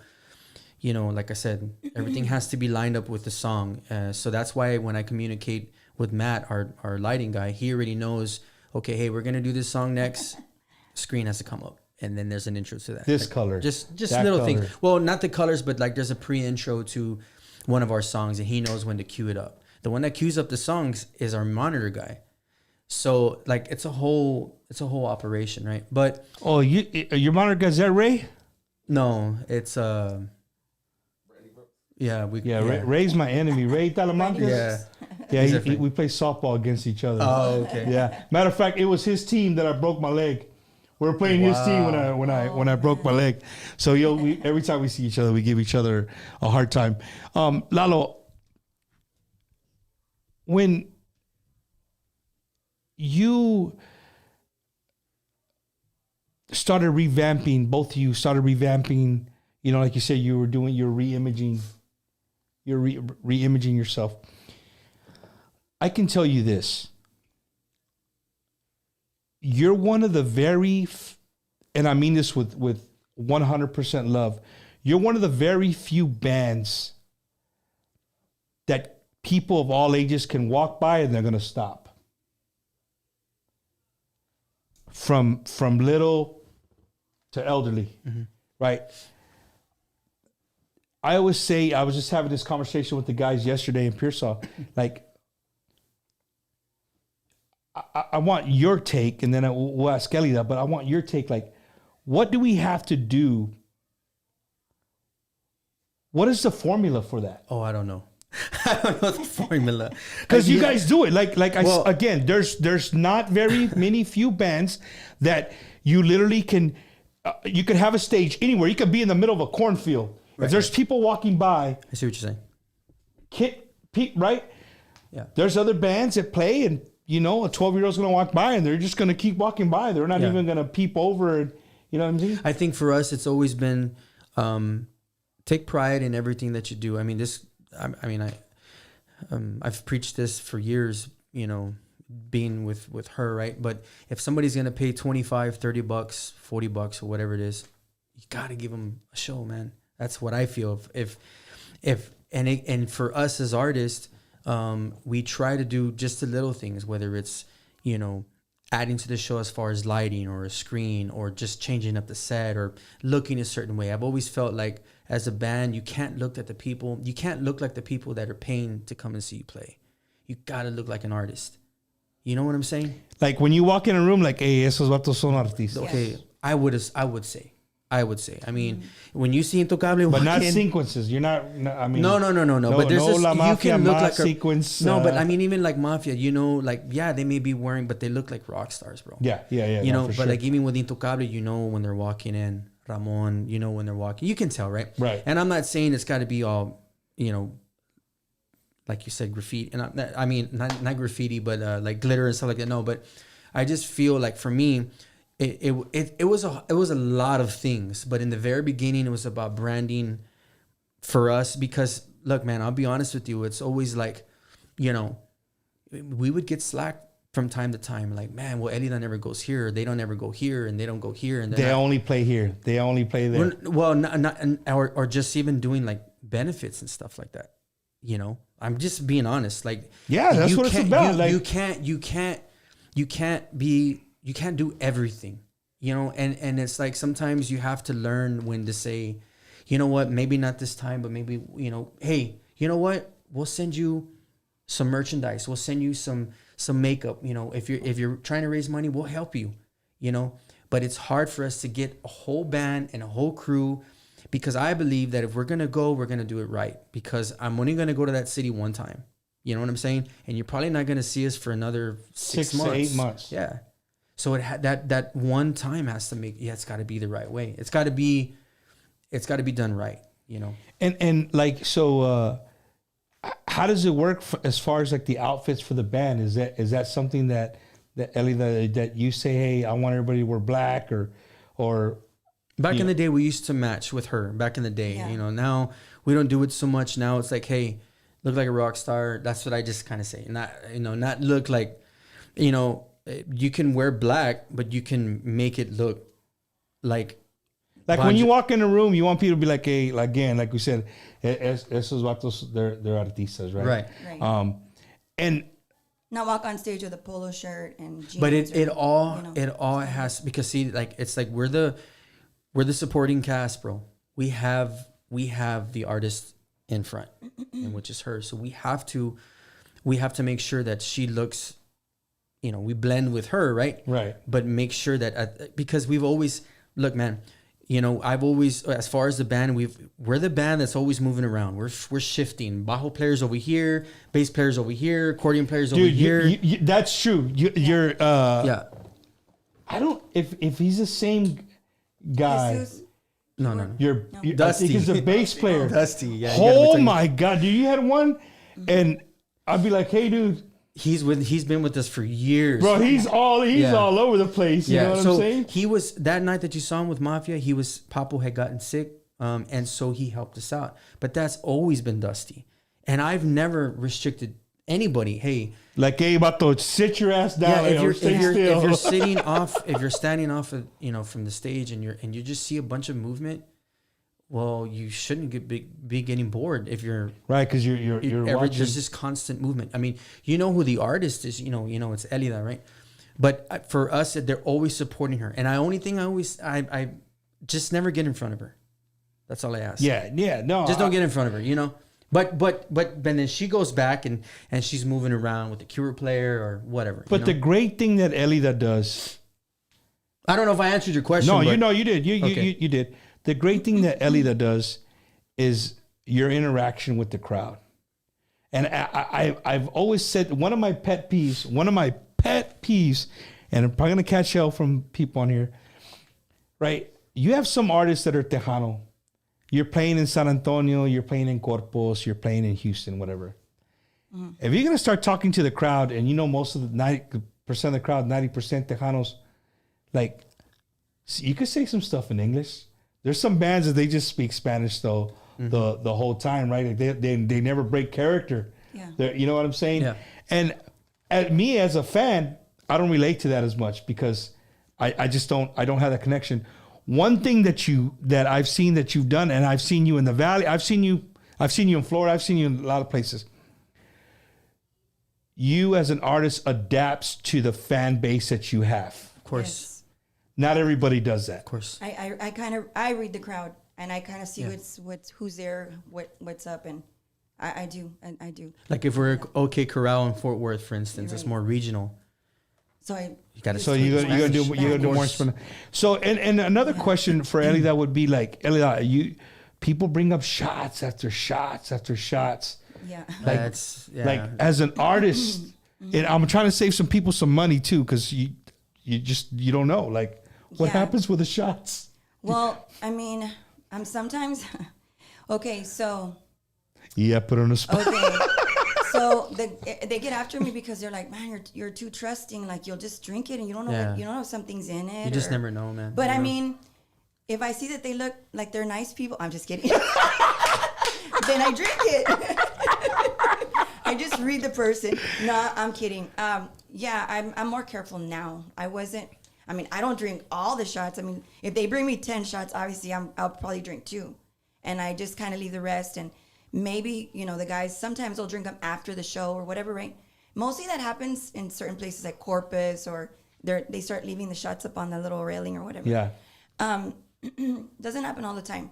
But when it does happen, I try to be respectful because I know that they've spent money on it and they're like, come on, drink it. And sometimes they're kind of necios because you're singing and they're like, drink it. I'm like, really? I'm singing. I mean, let me. So there you go. Don't be necio, dude. We're going up to Elida. At least wait or just during a break, right? When you're talking. Yeah, just during the break, and because they're like this right in front of you, and plus you don't want to, and you don't want to take away from the show either. So sometimes you're like, oh, okay, so you take it, but then I'm there and I'm standing with a shot, and then it doesn't look right and it doesn't go with the song either, So Normally, you do like a little spin and go back and put it down somewhere and I'll go and she has a little tray. She has a little tray. Yeah, they put a little tray for me, and so I'll put. But sometimes they don't all fit because there's just too many. So what's the Elida and Lalo rule for the crew? I know road crew would never drink on the job, but for the band wise, like there's some people that are really there's some guys that they groove once they get a little buzz, and there's some people that they can just groove. Just not on stage. Yeah,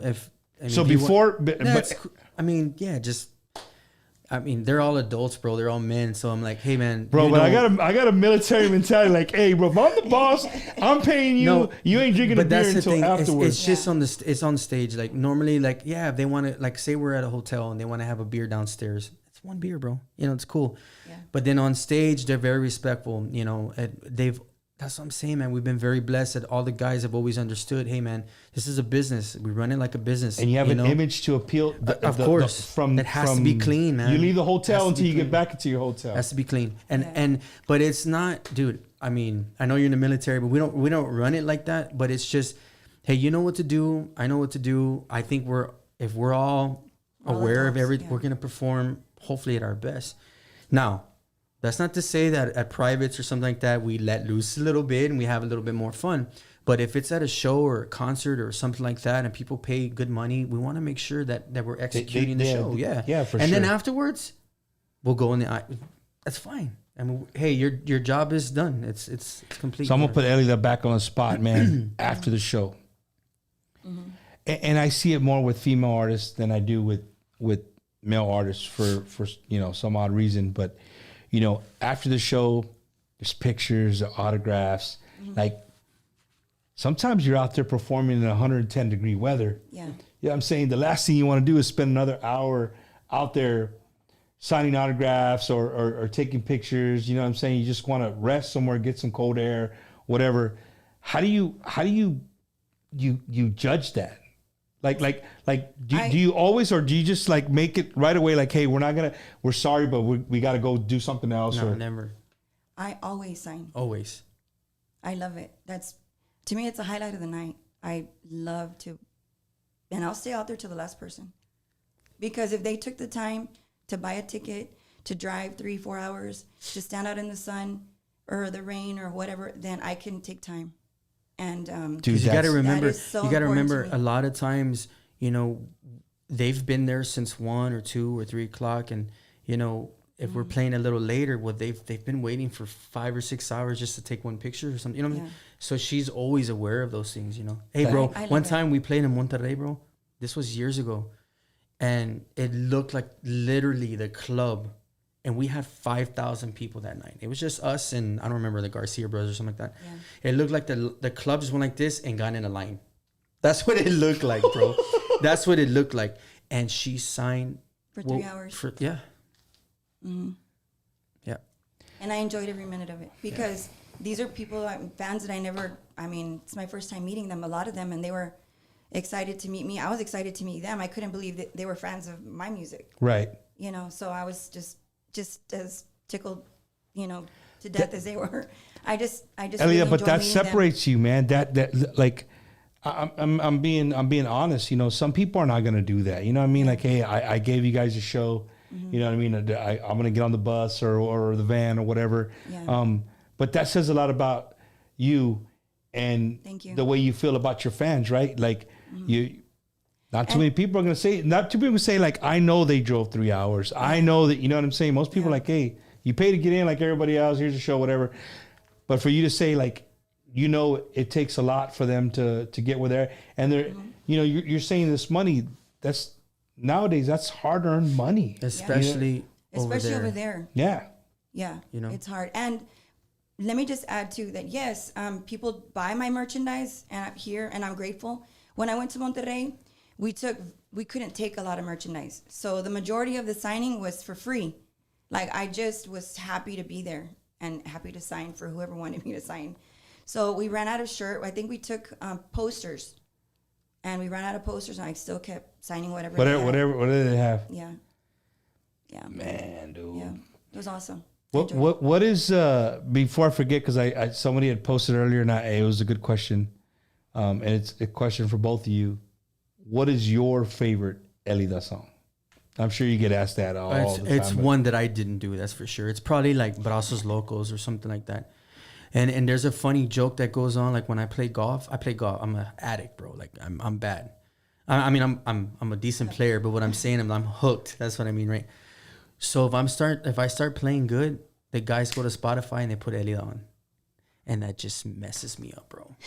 Yeah, downhill from there. They already know, bro, because I'm trying to concentrate and I can't concentrate because I'm listening to the damn and it could be, and any of my producer boys are gonna understand, like. Bro, I'm not a perfectionist because I've never done anything perfect. Okay? Mm-hmm. But I try to get it as close as I can. So if I hear the song and I hear hi-hat too high or fucking cowbell too loud, that's what I'm listening to when I'm playing golf. You ain't worried about hitting that little No, bro. So I'm always going to be keen to always say the older stuff when I wasn't a part of it. And I'm not, I mean, it was great music. But probably Brazos Locos is probably one of my favorite. It wasn't a big hit, but if you ask a lot of the musician, like friends, musical wise, it was her original band, and it was just an amazing song. And I don't get it because vocally, I mean, music wise, it was great, but I was still kind of coming into my own. And I remember being so insecure with the first album recording, and you know, here I am at Houston Sound Studios, La Mafia Studio, and they're like, okay, we're gonna cut. Randy Miller, sound engineer, like he's phenomenal sound engineer. He recorded Mafia's biggest hits, right? And I'm sitting there and I'm having to cut vocals, and it was very intimidating.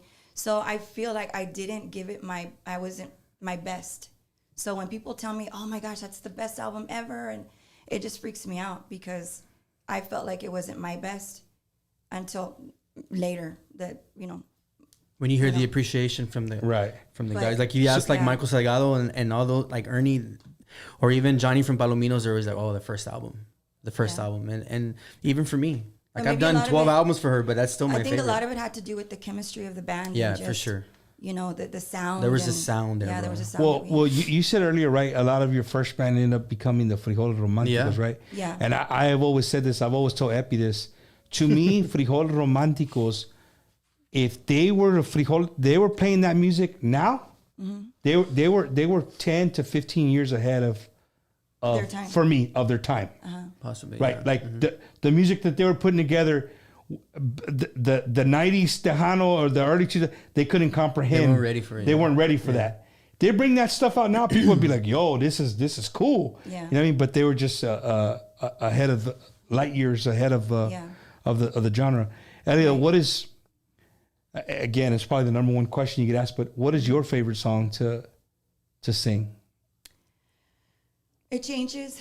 There was time where it was Duele, and then we played so much that, I mean, of course, I enjoy it, but it's like a gift and a curse, right? It's like a gift and a curse. Yeah. Prefiero Morir? Prefiero Morir is one I enjoy. Yeah, I guess it would just be... Me and my wife's favorite song of all time, Thanos, is Juntos Hasta Morir. Like, really? That song... that one's a fun song to sing. Did you sing with me or what? Yeah, because Lalo and I sang I saw that, dude. I saw it. Hey, y el drummer está aquí? No, dude. Matt? Dude, did you... Bro, go back and see the video of Matt playing the drums. He looks like, the kid that didn't read the book? He's got to give the book report to the teacher, and he walks in and is like, hey, you're giving a book report. Shit, I didn't even read it. That looks like Matt on the drums like, hey, man, I didn't do the book report, but I'll knock it out. I turned around like, what the hell's going on here? I see Matt walking up. Lalo's putting his jacket on. He's like, oh, I guess Lalo's going to come up to the front and sing with me. He stays in the back. And that's when we can loosen up, like on the privates and Right, stuff. right, I mean, I wasn't going to go up to she wanted me to go in the front with her and sing. I'm like, what are you waiting for? Come on. Hell no. I can't do that, man. You went and hid My behind feet don't Jesus work. Like I'm just, because Lalo, I'm but used you to. do a lot of background singing. I do all of them. Yeah. And all the records I've done I them watch all. you. Dude, I just asked somebody this the other day. Who did I ask? Chente. I said, dude, is it hard to play like, to me, playing the guitar, okay, you're kind of, but dude, for me, the drums is cardio, homie. Like, I'm thinking like, after 2 songs, I'm like, God damn, you know what I mean? And then you want me to sing too? No, hell no. Hey, you know what? Joey sat in for me. I broke my fingers, and Joey went to Florida and sat in for me. And dude, I don't have to tell you, Joey's he's a monster. He's the best drummer that I know, right? But when he got off the drums, because I went, and he got off the drums, he's like, bro, that ain't easy. I said, I'm telling you, dog. I mean, and because you have to play the pad, I have to sing, I have to play, I have to call the songs. The only thing I'm not doing is doing the taxes, bro. You know what I mean? It's like I'm doing but you know what? But if I think about it, it's all over. Like I can't think about what I'm doing because then I'll mess up. It just has to go in automatic, When have you messed up? Oh yeah. Really? And every time, because you're over there, but I just kind of point to myself like I messed up, Yeah. Got you. For sure, I mess up. So a lot of these things, like, I'm glad I get to do this because the people watching, these are things that you would never know. You would never know that Elida's in the studio and she told Lalo, get the hell out. Like, you can't be in here. You know what I mean? Yeah. But I said in the beginning of the show, I'm glad they're here because they're starting something this year that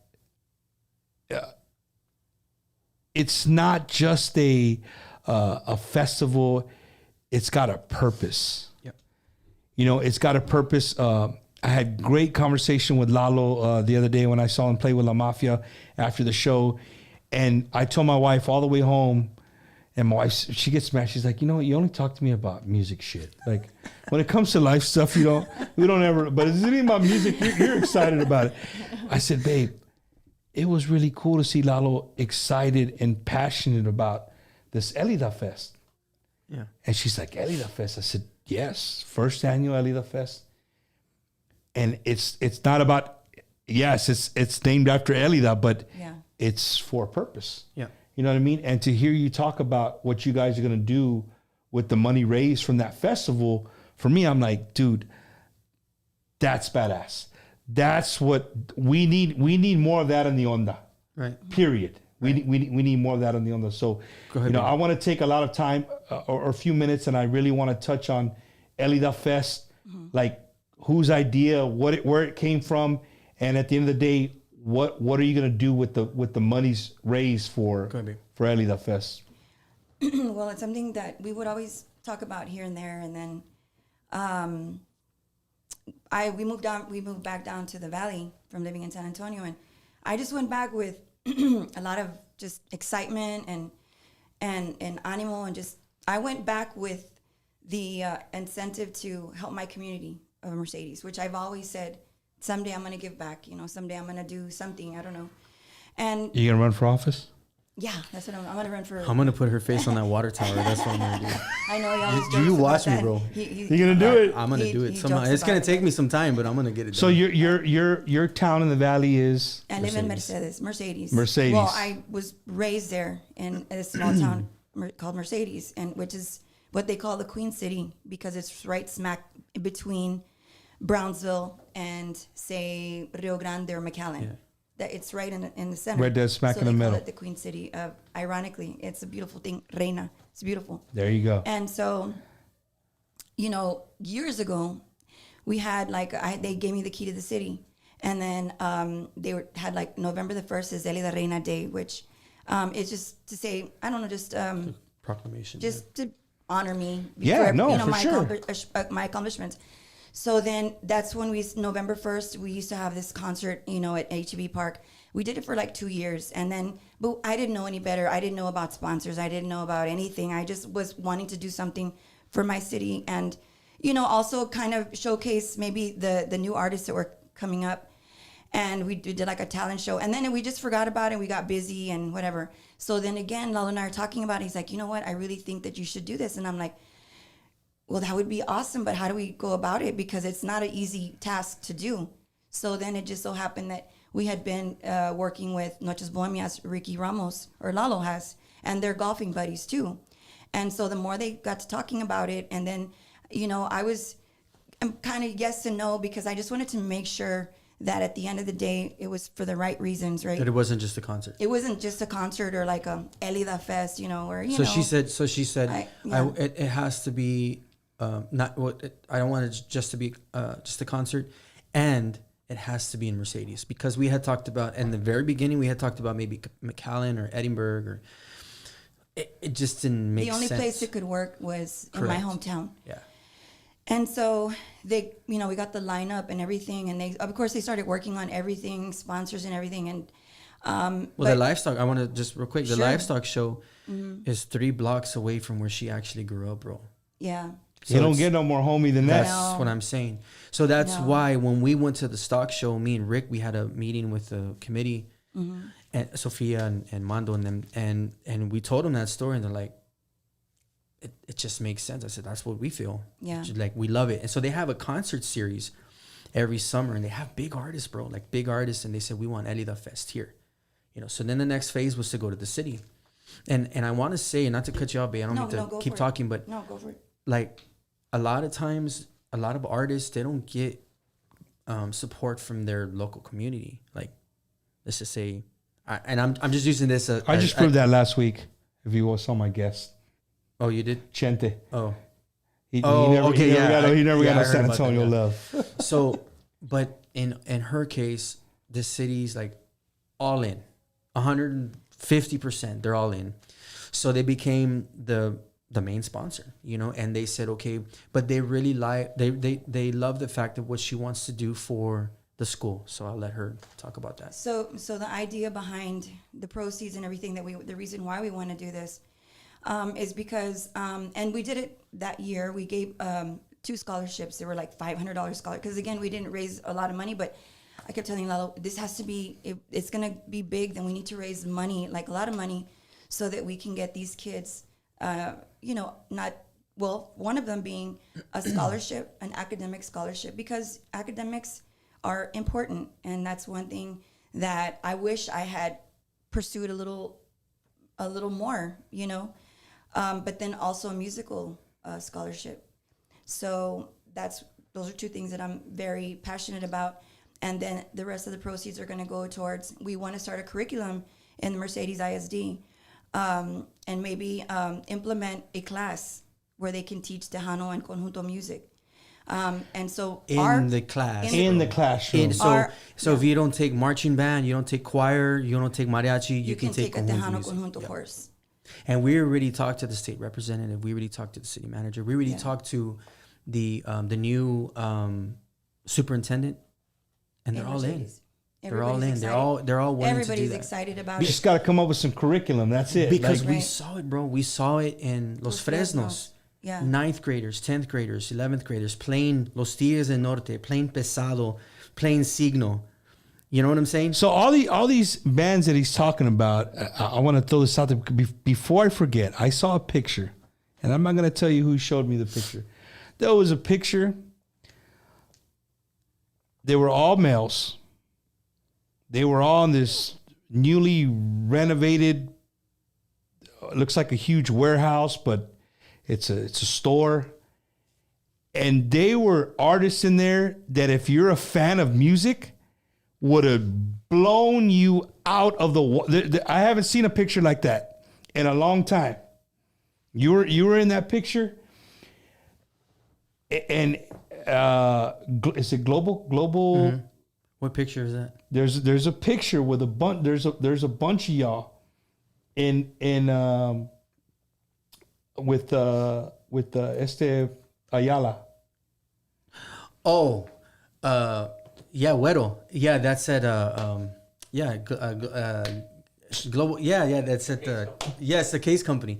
That's in Hidalgo. Mm-hmm. All drummers, bro. Yeah. I was like lost, but I remember. They showed me that picture, and I was like, and I'm starting to look. I'm like, hey, this is what those dudes are, big norteño, like.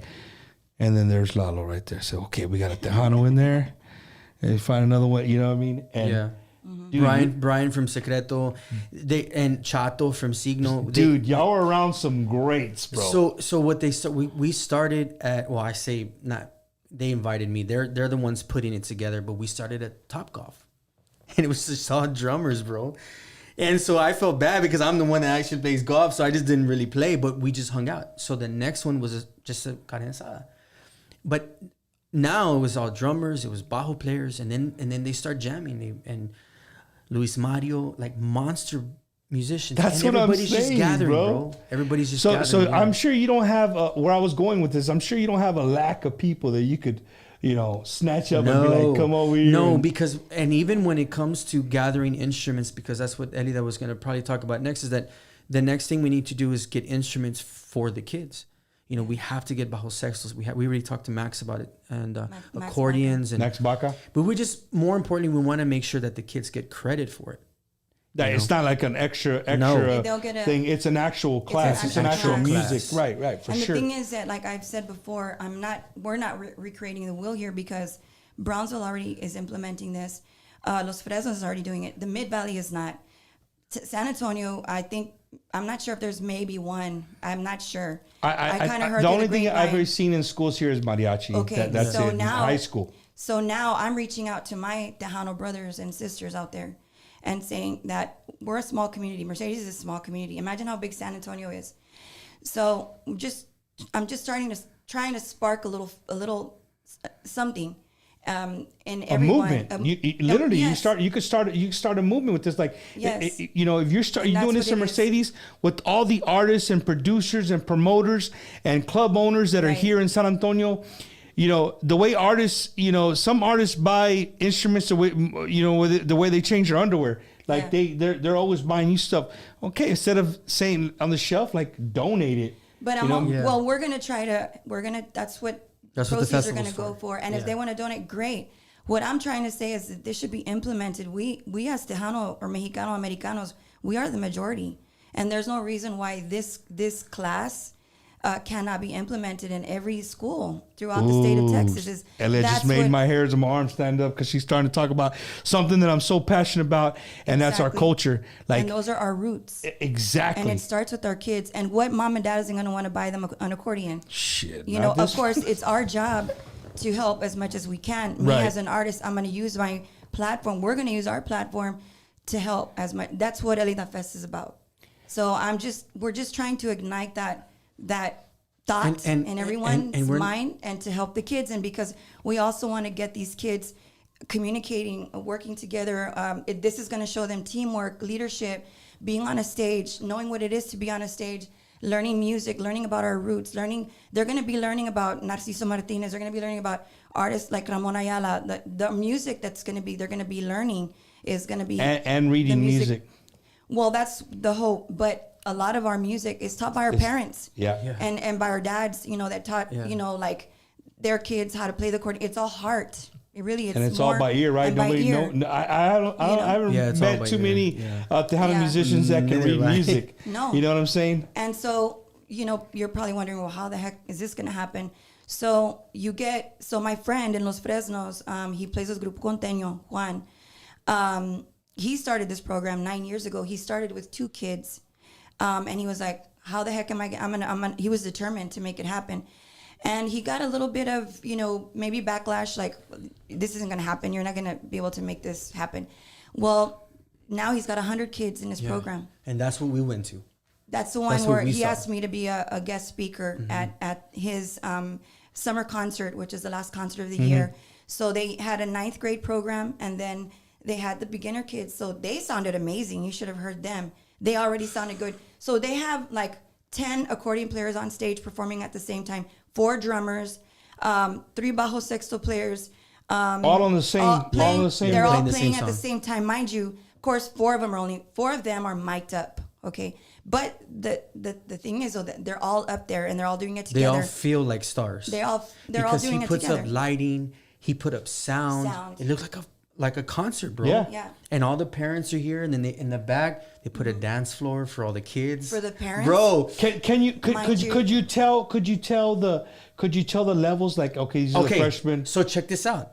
So by the time you got to seniors, so he had it was 5 people on stage. Yeah. The band. Yeah. So bajo player, accordion player, drummer, bass player. So he had the 9th graders. It was a pretty big group. Yeah. But then the 10th and 11th graders was a bigger group.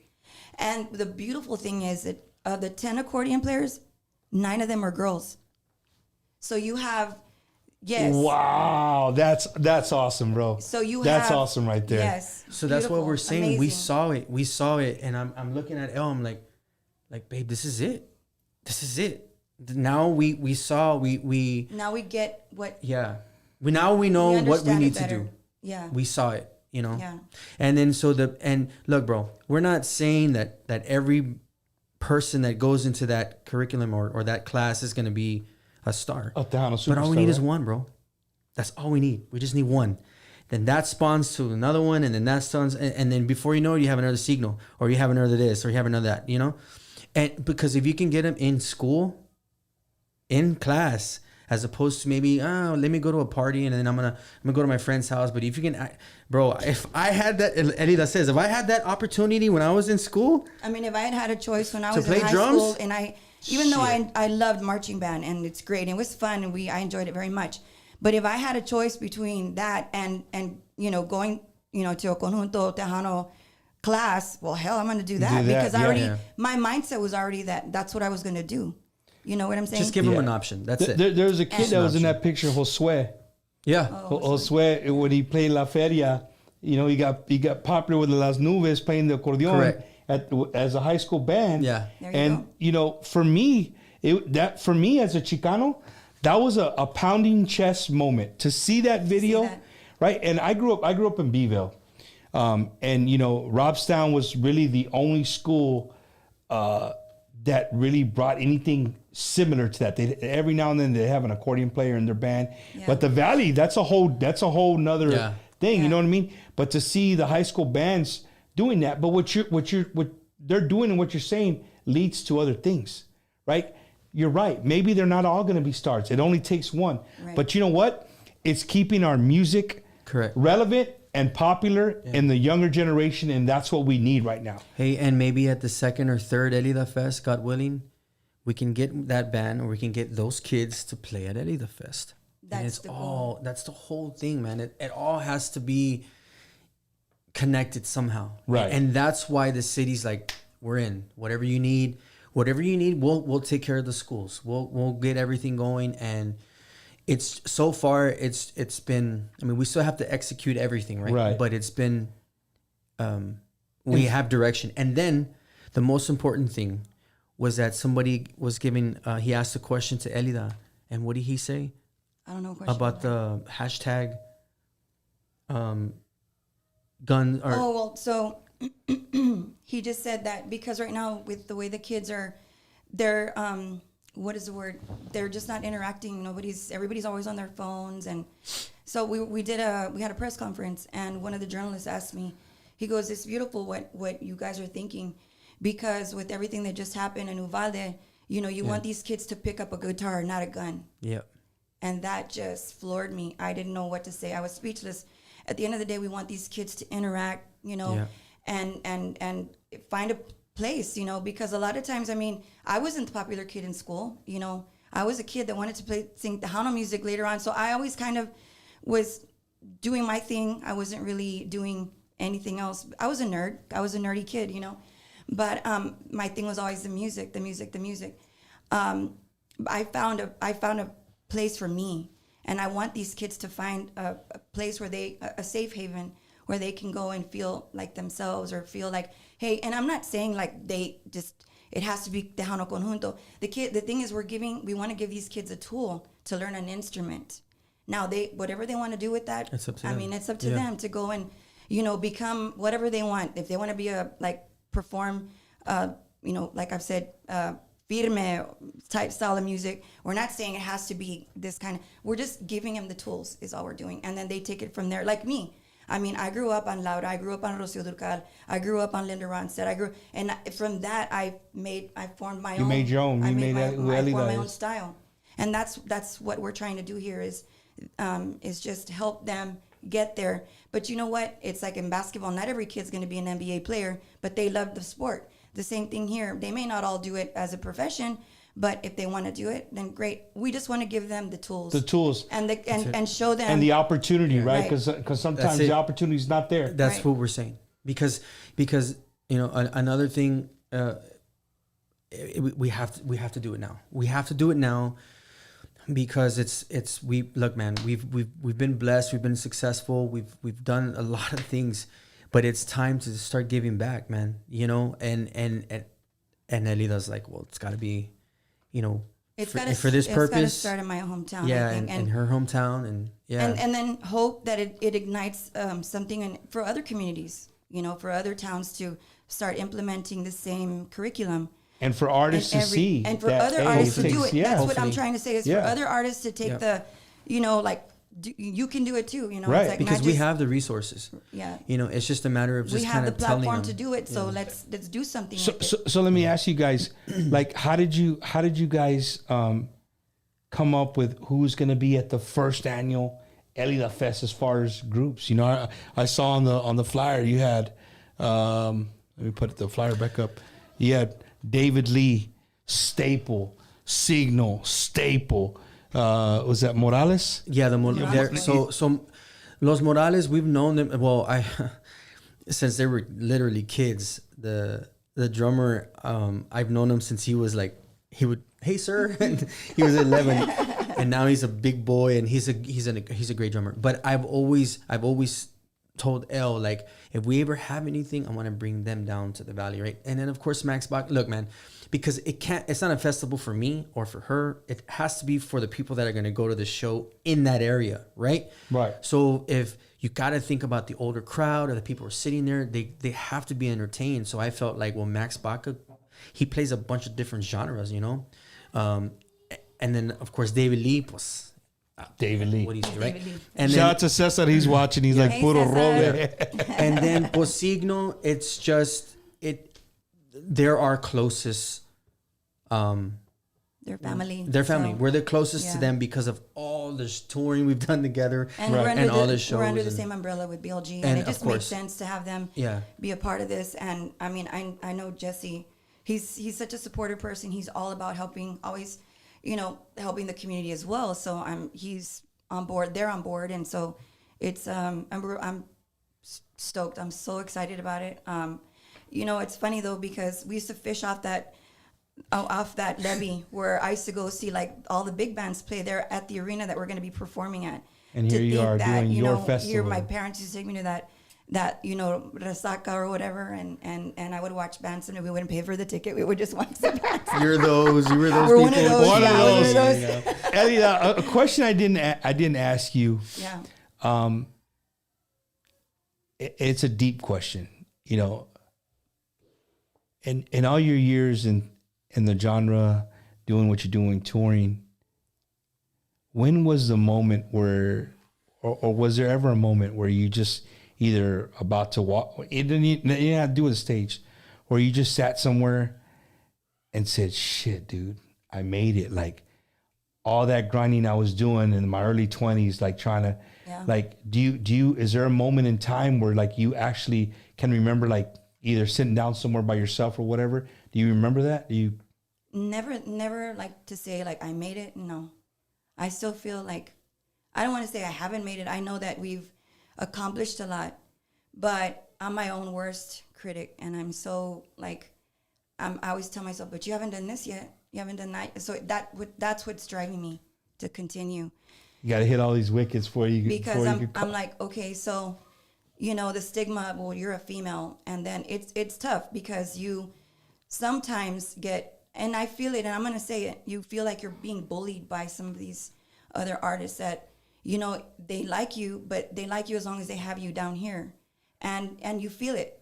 And it sucks because a lot of these people you really love and respect and admire.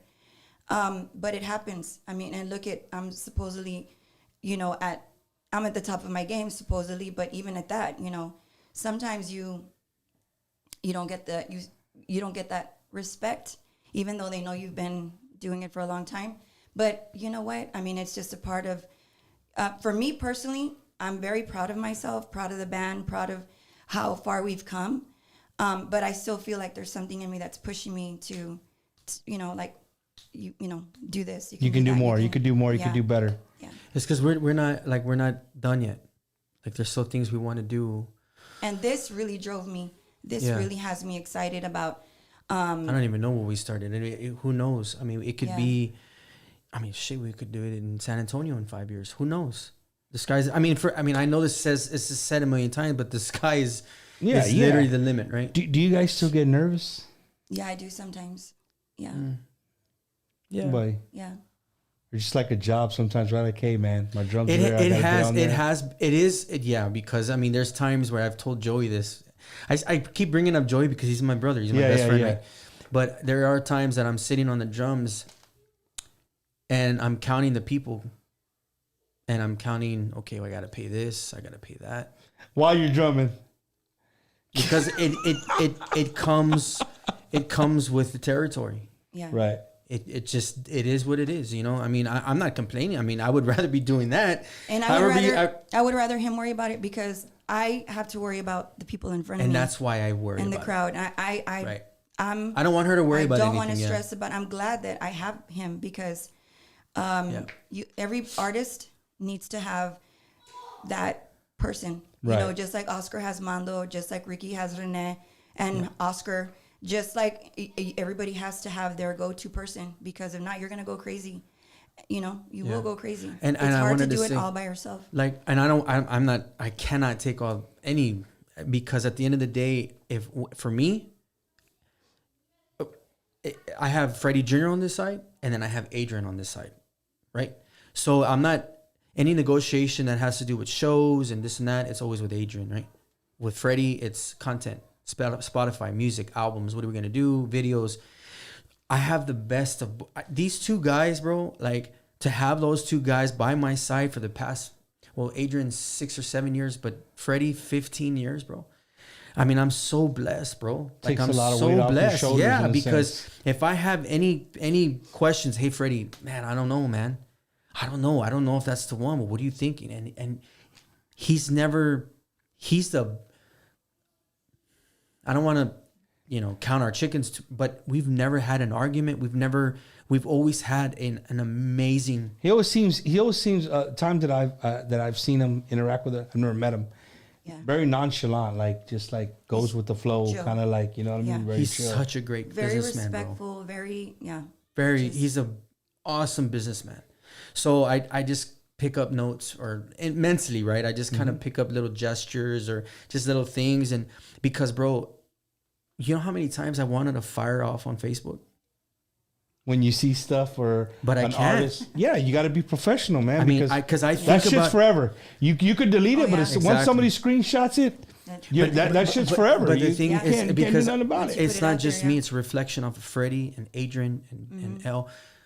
But we all do it, for her, and we have a brand that we're trying to sell all the time. Yeah. And that's why she says, like, hey, they do it so that she just worries about the performance and the show, and that's the way it's supposed to be, bro. It's the way to me, that's the way it's supposed to be. Yeah, I can't speak on behalf of all the bands because maybe everybody has does their it own ways, differently, but yeah. that's just the way we do it. Wow. Well, there's a few things we want to do before we call it night. One is there's a cap, and I want to apologize to the guy who got the cap. Right, Matt has a special VIP cap, and it didn't get here in time. He actually ordered you a brand new one, and we wanted Elida to autograph it. But we were gonna mail it to him, but when I told him that you were coming on the show, he's like, "Hey, bro, I'd rather have the video of her signing that cap. That for me, that'll be worth everything." So, Sure. hey, he's gonna sign black on black. Oh, silver. fancy.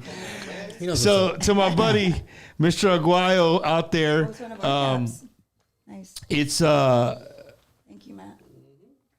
it was for a fundraiser, and I appreciate you doing that, Elida. Who do you want me Vanessa, to make it out to? I'm sorry. to Rodney. Ooh. Saludos, Bumper, Elida, Lalo from Milwaukee, Wisconsin. Milwaukee loves Elida.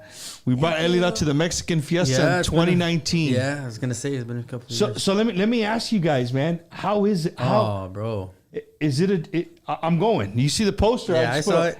So It's legit, bro. It's awesome, man. You're gonna have a blast. It's a different onda. It's awesome because I feel like sometimes like at those places they don't get it all the time, right? So when it's something like that, they're gonna be animal. They're gonna be ready to rock. You're gonna love it, man. It's such a great festival. So I'm glad you brought that up. I'm going to be part of this festival this year. So I'm not going to give away the tickets right now on the show, but I'm going to repost this poster this week. Whoever reshares the poster, I'm going to do a little contest. I'm going to write everybody who reshares the post about the Milwaukee Mexican Fiesta. And I got a pair of tickets, a couple of pairs of tickets to give away. So you guys make sure you're following Bumper Gomez and Bumper's Wacky Wednesday. And we're definitely going to get you guys a pair of tickets. If you're from Texas, you just went to Vegas, you want to see something else, bigger, better. I don't know. Lalo just told me right now that it's something to see. So y'all make sure y'all are following me. And we're going to give away some tickets to the Milwaukee Fest for sure. When is Elida coming back to Laredo? Ooh, We were there maybe a month ago. was it a month? David Lee Garza. We played with David Lee. Yeah, so it'll probably be a while. It'll be a while. Yeah, 3 months, 3-4 months. Yeah, it's okay. Just let him. We want you to. Have you ever tasted this? No, I haven't. So up front, well, actually, Ricky Ramos. Yeah, my You know where they're at, right? His drinking They're buddy. next to the Well, refrigerator. Not drinking buddy. Hey, you think he comes over here a lot? I just asked him, you know where they're at? He goes, I know where they're at. No, dude. She's actually, my wife's actually doing it's her first night for a team meeting. She does acts for a church, a retreat. that's nice, So yeah. tonight's the first Tonight's meeting. tonight, yeah. And I said, babe, tonight? She goes, just don't remind me. So she might be showing up here on you guys on your way. So this is a gift from our friend Ricky Ramos. We want you to taste it because it's like it's supposed to. She's a tequila connoisseur. Like I'm sure you, not a wine connoisseur, but a tequila so connoisseur. hey, have you had George Strait's? No, I haven't. I haven't tried that What one. is it? You know what? I have. Gold Eagle. Yeah, yes. that's Gold what it's Eagle. called, yeah. Yes. What'd you think? It was okay. What did you think? I was watching a guy the other day with tequila, and he said you gotta drink it and let it sit in your you don't just like drink it. You gotta let it splash around a little bit. But I don't take shots. I sip it. Yeah. I sip it. Yeah. She's a pro, bro. When it comes to that, some she's people, a pro. I got a buddy right now. He's on a tequila and water thing. Yeah. I'm like, what? Wow. Said he's like, hey, bro, 3 or 4 of those, and I'm a bourbon guy, bourbon or whiskey with a little bit of water. Yeah. That's me. But dude, I'm gonna get for everybody for all the Roel Martinez. He called he's like, hey, Wacky Wednesday. So the people who watch, they're wackos. So that shit stuck. So we call the people who watch the show wackos, right? So for all the wackos watching, dude, I'm gonna get to drink a shot with Elida and Reyna. You believe that? Like, I was telling you guys, what did you find, dude? Those are, bro. Those right there. Those are the little. Yeah. Oh, funny. The boot. I'll just take the regular one. The Thank boot. you. Give me Here, just. you want to pour? No, good. I'll take the water, dude. Matt, you want to help us pour? Sure. Thank you. What does it say? Me vale madre. That's all. Me vale madre. Oh man. Let's see. Johnny Ramirez, she needs to try Avion Silver. Ooh. Johnny Ramirez is watching. Oh wow. Hey Johnny. We'll be with Johnny tomorrow. We'll see you Man, tomorrow, hey Johnny. guys, everybody that commented, I was telling these guys it's so hard to do the comments and That's to conduct good, the interview. So again, thank you for commenting. I do go through them after the show and I read them. If I peep over and I see it, I try to ask your questions. I just appreciate everybody's love, dude. Honestly, I appreciate everybody's. No, Lalo, no. You got some already? No. Here, take that. Okay. How come you could have some with Ricky Ramos yesterday, but you can't with us? I already tasted it. It's good. Put him on the It's spot. excellent. It's really good. So, Try it. Hey, what is that? He's serving a. Matt Maya, part of the cocktail. Aya Serving a crew cocktail. in the house. Hey, right, dude, Matt. that's not a shot. Wait, that's an expensive bottle, bro. Pour some of that shit back. Don't put it at the cake. That's why I got very little. It's a mixed Oh, man, we have so many artists on. Shout out to Jordan Rodriguez. He's on. Fabian Parra. drink. Hey Jordan. What's up, Jordan? Joey said, give them my love. Joey. Joey.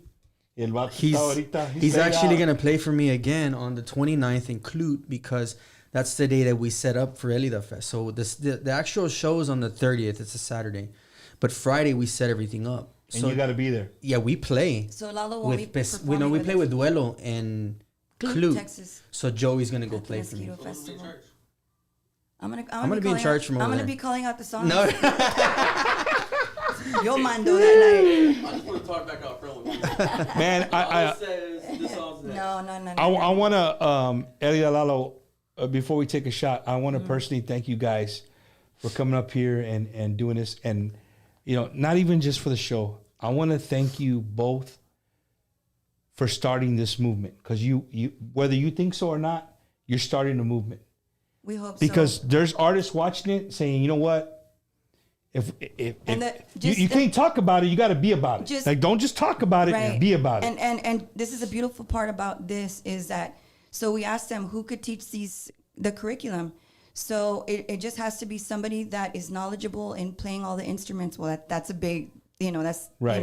but they have to know how to play But all you the don't have instruments. to teach science or teach social studies or You're just any of going to that teach stuff. the kids the how to play these You don't have instruments. Yeah. Yeah, The bajo which is pretty sexto, cool. the accordion, then have somebody else, take care of the rhythm section. But I think the guy you were talking about that from the state of Texas, The state rep, yeah. Mando once you can Martinez. get that state rep in it, Yes. right? Now it's up here. Now it's at the state of With Texas. So legislation, yeah. so any ISD could say, hey, Texas is already they're Yes. accrediting this. This is a That's- credible thing. Correct. You just got to say yes to it in the school. Right. So You know what I mean? He was already talking about. He's like, once we get this curriculum going, he says we can take it to the White House.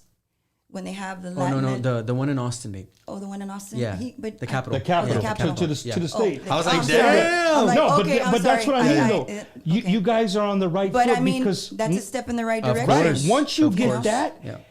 anybody can start it up. Now you've already did the legwork for everybody Correct. else. It's Right. there. Correct. Right. The ISD just got to go and say, okay, state, what do we need to do to make it accredited? Right. Boom, Right. here Exactly. it is. Right. Right. Yeah. So again, I want to thank you guys for being here, but I also, from the bottom of my heart, being so passionate about our people, our cultura, our music, what you guys are doing, it has to set a trend.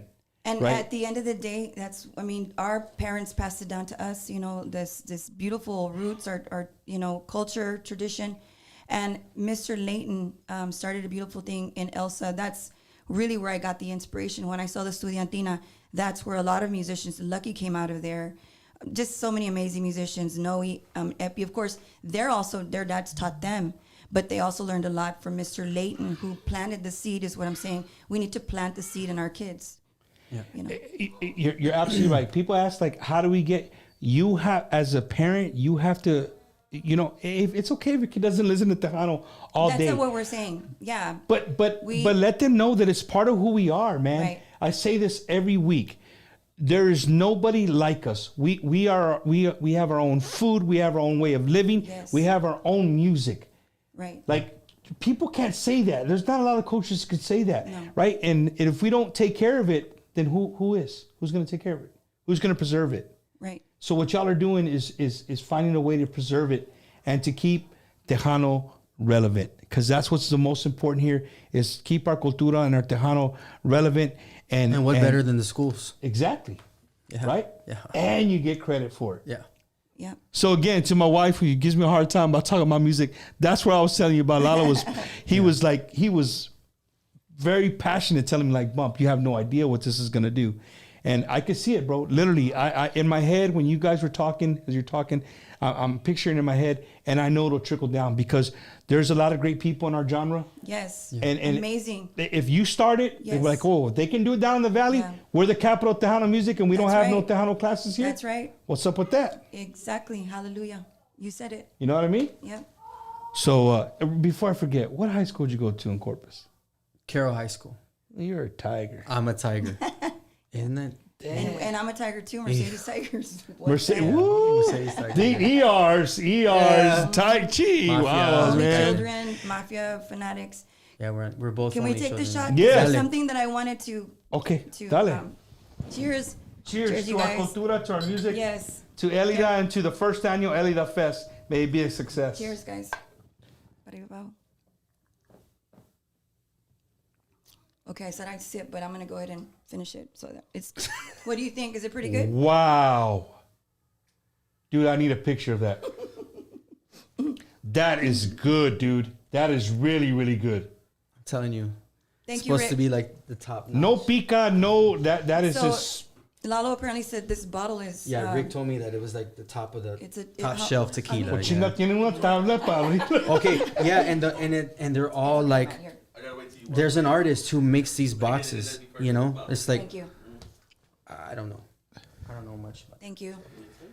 Yeah, Supposed it's to an be really expensive good. bottle. Before I forget, Yes. there's a comment that I have to read to you Okay. both, and it's by Sure. somebody you guys hold dear to your heart. Yes. Cesar Martinez, who's on the I school love board, Cesar. right? Yes. I know people on the State Board of Education. I can go to the Texas Education Agency, and we can do this. See what I mean? Cesar. That's And we work better in numbers. I mean, let's all, work together to make, something happen. Like I said, it's for our kids. Oh, they want you to show the bottle on the camera. Oh, A ver. I don't know if you want to show it. You said it's a $250 bottle la of tequila. madre. Yeah. So it's called Reserva de la Familia Extra Anejo, and it's made by Jose Cuervo. Believe that. And it was just a gift. Yeah, It's Rick we're brought not it, and I endorsing had never seen it or anything. before. He's like, dude, this is top shelf tequila. He just brought Make it. sure He you just give it to wanted El. come and have, Yeah. Dude, Just- that was very, very smooth. So I just told you the name of the bottle. I told you the name. Shout out to people watching from Kingsville. Thank you guys for tuning in. Thank you to everybody. I didn't give no love to my YouTubers today. Thank you to all my YouTubers who week in and week out watch the shows. They're not Facebook fans, but they find a way to watch the show on YouTube. And if this is your first time watching the show, we do Wacky Wednesday. And I know the name really throws people off. Like you say, Bumpers Wacky Wednesday. What the hell does that got to do with Tejano music and cultura? Hey, I gave you guys a story on how it started. And I asked myself, like a year in, like, should I just change the name? No, it's cool. It's Like, great. no, just it's already there. Like, just leave it It's all alone good, and just roll with it. You know what I'm saying? So again, we do this every single Wednesday around 7:30, 7:30ish, and you know, we interview who we can. So I wanted to. Your wife isn't here, but I wanted. My to, wife, she is here. Yeah, She is? call her in I here. wanted to give her something, just a little gift. Okay. Just a little something. If she's but she just came in Santita ahorita porque she just comes from church. from church. Church. No, I She hasn't promise said a this is cuss word yet. It's okay. She hasn't said a It's cuss word yet. There she is right there. Hi. Hi. Hi. How are you? Great. How are you? Good. Good. Babe, this is Elida. If you didn't know this, this is sweet. I'm Licha. Hi, Elida. Nice to meet you. Nice to meet you. Husband Lalo. Just wanted to give you a little. Oh, Hi. Sorry. How are you? It's okay. How are you? I just wanted to give you a little gift, and if you don't mind, I'm going to show everybody what it is. Sure. In case. So this is my makeup line, and I wanted to give you just a little bit, just a little something. And this is our tequila brush set, Nice. Okay. and also you. yes, and I also I can borrow it give too, you- Pake. Yes, Oh, this you is- can borrow it. And I wanted to also give you the eyeshadows. Oh my God. Dang. That's my favorite. And there you go, that's for you. So tonight you're gonna go home. Tonight you're gonna go to sleep looking a little bit different. Ahorita vas a pintar ahorita. Somebody different tonight. I know Oh, man. Lalo's, he makes jokes about that all the time. If I'm not wearing makeup, okay. So Where's this girl at? You really do that? No, I don't do that. I'm Yes, he has. No, I don't. She's like, I'm in bed, no makeup, and he pulls a picture of me, Like, and he's like, where's she "Where's at?" this girl at?" I don't. He has. My mother-in-law, I love her. I don't never do that to my mother-in-law who's watching. So, actually, this is the first time that I debut our brand new line of makeup. If it's okay, I just wanted to share. Yeah, what's to no, come. dude, go ahead. Okay, so we have the Tequila collection, which was the first line of like makeup that we put out, and now I'm coming out with for Elida Fest, the week of Elida Fest, because we don't have it out yet. It's gonna go. Like this is nobody's ever seen this. No Like one's nobody. ever seen. It's the first time right here. This Yeah, is right here. Exclusive. Okay, Yeah. you're Bumpers getting- Wacky Wednesday is Yes. getting an exclusive Yes, you are. right here. Yes. So this is the new eyeshadow palette that we're coming out with, and it'll be out. You can pre-order the week of Elida Fest, which is I need the date because Elida Fest is July 30th, which is Saturday. So that Monday, I need a date on that. Matt, could you give me a date? The 25th. You can go online on the elidareynayavante.com and you could pre-order it already. This is the And it ships eyeshadow. to your house. You don't Yes, like we go and will- pick it we up at will- the festival. Well, we're gonna have it at the we're festival gonna have too. it. Oh, okay, Yeah. cool, So you cool, can, cool. if you come to the festival, we'll have it available. This is a new eyeshadow, which I'm sure you're like, well, I don't know anything about. But Hey, for- next Wednesday va a estar bien pintado, ready for the show. So you're seeing all this for the first time. This exclusive right here. These are the new eyelashes that we have. We have 3 different styles that you can choose from as well. Those are the things So that this stay on is the a- mirrors. Yeah, I think they're spiders, You find 'em on bro. the floor, you find 'em on the They're all over the nightstands. place. Wow. These are our brand new eyelashes that and I'm debuting them today for the first time, and the third one's here somewhere. Yeah, and then we have 3 new lipsticks that are coming out too. So these are all of them. These are all the colors, and I'm sure you can't really see them. Like I said, we'll have them posted, but I'm super excited about all the colors. And we named them after our songs like A las Rotas, Prisionera, Fantasia. Wow. Yeah. So Elida, like excited. real quick, without you Yes. going very deep into it, like what made you say one COVID. day I'm gonna do my No, own I makeup? love makeup. Even before COVID, I already had a lipstick line, but it wasn't until COVID that Himencio who also he's our he helps us with our art design. Jimencio from Nashville right now. Yeah, he's in Nashville right now. And in case he's watching, I want to send him a shout out because I did call him earlier, and I said I can't talk to you right now because I'm getting ready to be interviewed by Bumper. So anyway, we had a lipstick line, and then during COVID, because I had a lot of time on my hands, he's like, you know what? Let's do it. Let's start the makeup line. But where do you go? Like. To my thing is like, okay, you come up with this, like people do this all the time. Yeah. This would be a great idea.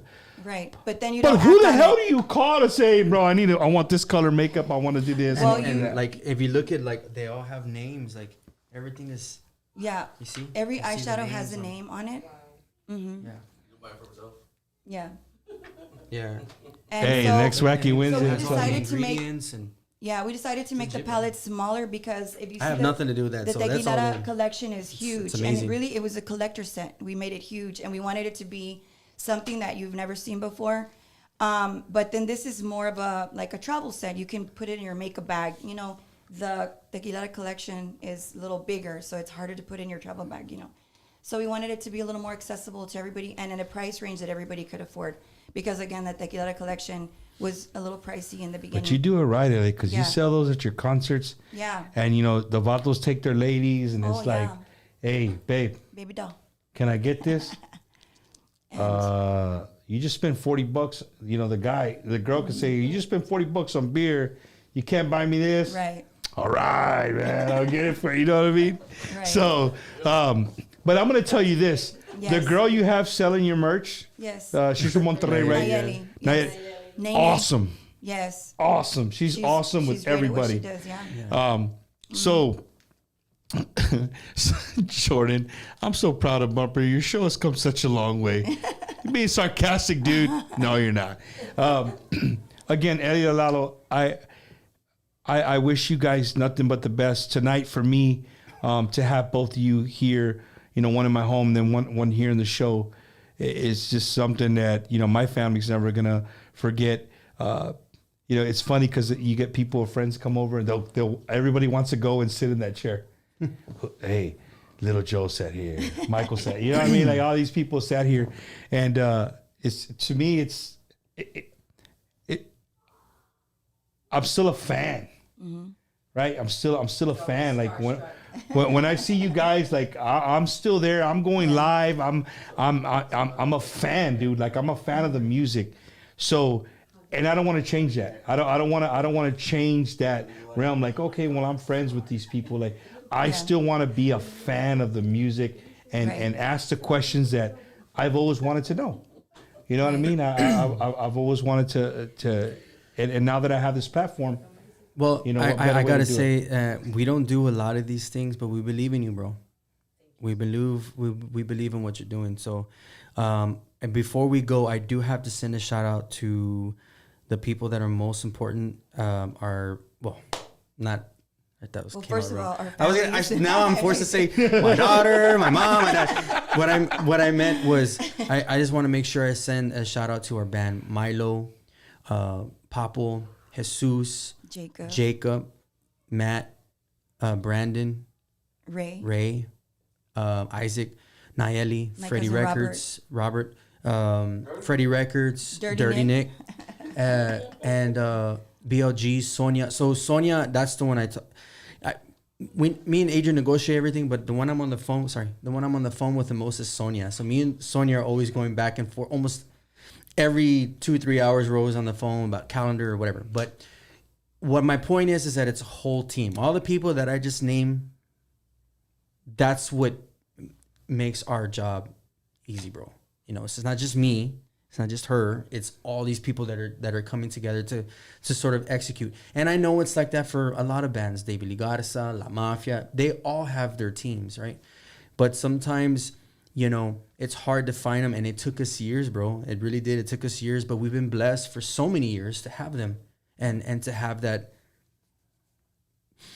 relationship with them and to them to believe in us as artists or as people that try to bring, look, man, at the end of the day, we don't have the right formula. Like, I hate to say that, but we just know how to do the way we do it. You know, I don't know if that's the right way or the wrong way.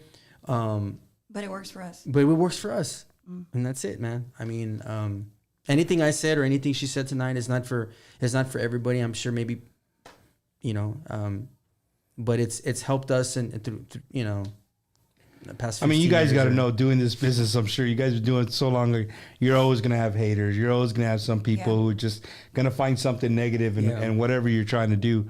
And you just got to look past that. You know what I'm saying? Like, the thing is, though, that the way I see it is like, I support everybody because I know how hard this industry can be and how it can knock you down.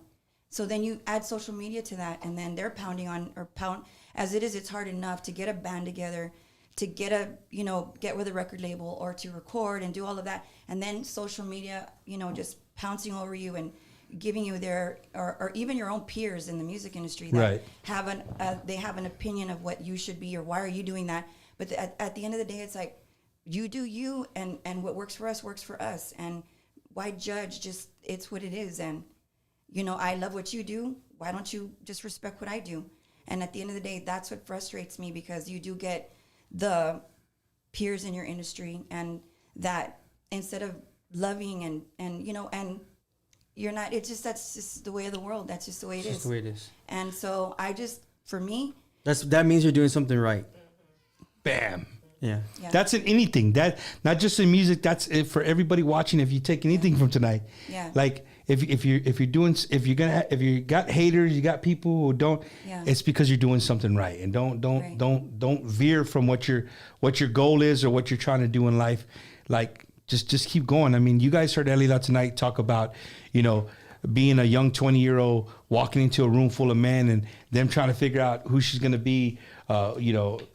And you stuck it out, dude. Like you said, like you kept grinding because you knew where you wanted to be. And even at that, where we see her, she's still not typical woman, right? They're never gonna be satisfied, bro. Never. Like, you know what I mean? You get to here, it's like, no, you can do better. I feel like I know, but it's more like I still have a lot to learn. It's not like once you're like, well, I know this and I know this and that. Yeah, I've been through a lot, but there's still so much to learn. And being around the right people, like being around Adrian, being around Freddie, being around Lalo, being around the right people where you learn. Like they say, that those are the kinds of people you need to surround yourself. Now, if you're surrounded by a bunch of stupid people, well, guess what? You're gonna. I don't mean to say stupid. That sounds ugly. She said it. No, or negative people, then you're gonna be negative. If you're around positive people, then you're going to be positive, and it's going to reflect in everything you do. Now, that's what I'm saying. Adrian said, you got to be better than you were yesterday, and if you can kind of continue on that, we've done so many things in the process of different, dude, we've done a lot, right? But then you hit that point, okay, well, what's next? And for us, it's Elida Fest. So no, yeah, it's a festival and we want to give back, but it's also branding and everything that comes with it. It is, and we have to protect that image always, so that if it's Elida Fest, then we need to make sure it's executed, because if something is not executed or something is wrong, they're not going to say I did something wrong. They're not going to say Rick. They're going to say Elida did something wrong. Elida Fest. Elida. So that's why we have to be very careful in what we do on a day-to-day basis, because, dude, if somebody gets busted in a van or a Sprinter, they're going to say, hey, did you hear about Elida? It could have been a bass player. It could have been Matt. It could have been Matt. But they're not going to say Matt. They're going to say, they're part of the crew. Like, and that's anything, any band. If it's David Lee Garza and somebody but they're going to say, hey, dude, David Lee's band. They're not going to say the guy that was in David. You know what I'm saying? So that's why, man. We just have to, we're just as cautious as we possibly can be. Before we say bye, the mics, either one of you guys want to say any shout outs or anything you want to say? the floor is yours. Just quickly, I just want to send a big shout out to Rick Ramos, my partner in the Elida Fest. He's working hard every day. Noches Bohemias. Noches Bohemias, and he's new to the business. He's in the wine and cigar business, but he's new. He's Lucky's cousin actually, but he's new to it and the entertainment and the entertainment. But by having me, and I'm tied to Adrian and everything that comes with it. We just tell him all the time, like, just make sure that everything is executed. Like I said, and you'll get that reputation, because you have to remember, we're on this side, bro. I'm a musician. We're the bands, and that's why we're trying something different at the Elida Fest, where we're gonna have the VIP tables off to the side, and we create a pit for the general admission. Because as entertainers, as our Elida or Signal, and you're trying to entertain you're entertaining, but the people are like 100 feet that way because all the VIP tables are there. Y esos vatos son bien aburridos. It's hard.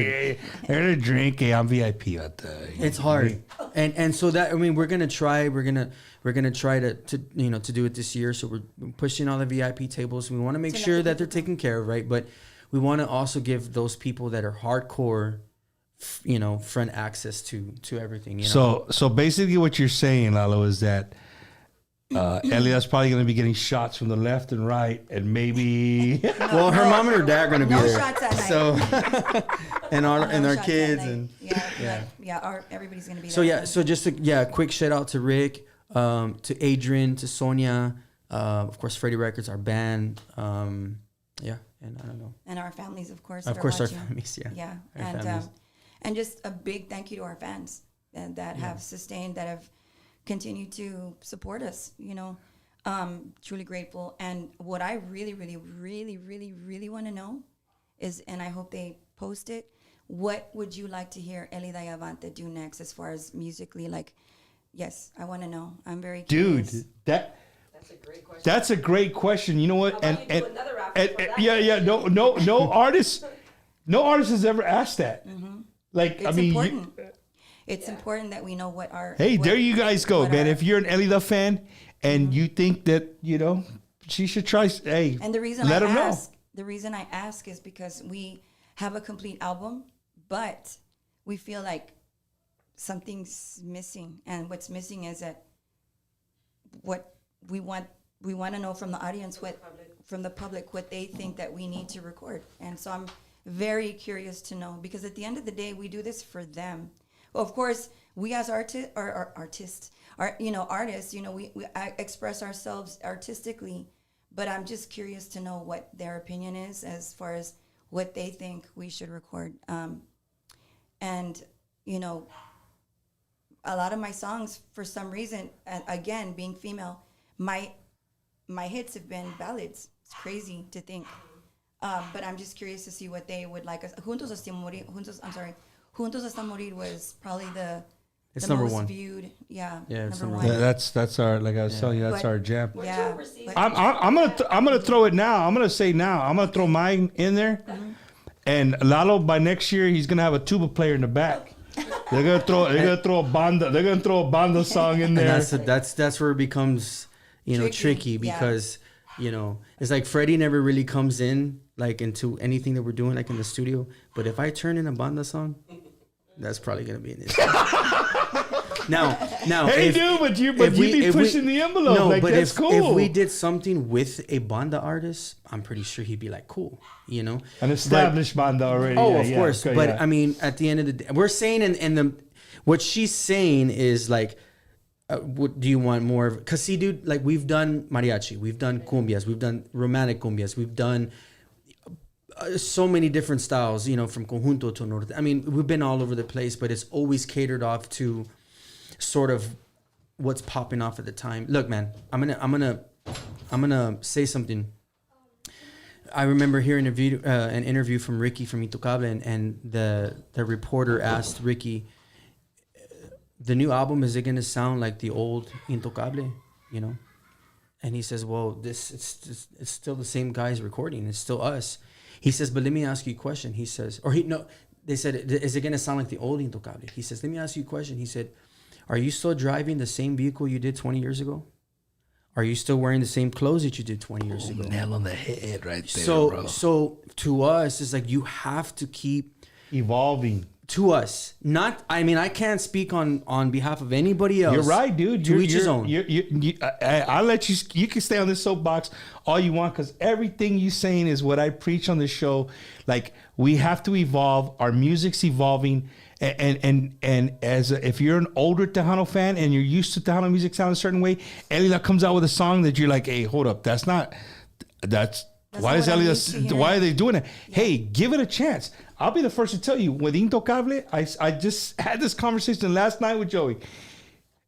It takes me a whole week for me to fall in love with that album. Always.